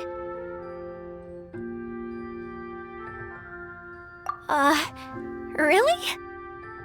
I just think that every dream, every wish, is like a flame in a bottle. Whether someone is still working towards their dream or living it already, as long as whenever they think back to that spark of light within them, it still makes them smile fondly. That's all it takes. Well, I feel super happy right now. Then I guess I finally paid Alice back after all these years. Funny to think I've been in the middle of a desert this whole time. It's just a giant muddy swamp to me. Time for Paimon to give you a nickname! Mud Fairy! Watch out for Idia the Mud Fairy! How dare you mock me! Roar! I'll gobble you up in one mouthful! Oh, I'm still embarrassed to have shown you my uglier side, but I'm glad the Valorium Mirage is up and running again. This place is going to be bustling with activity again soon enough. I hope you'll take some time to enjoy yourselves.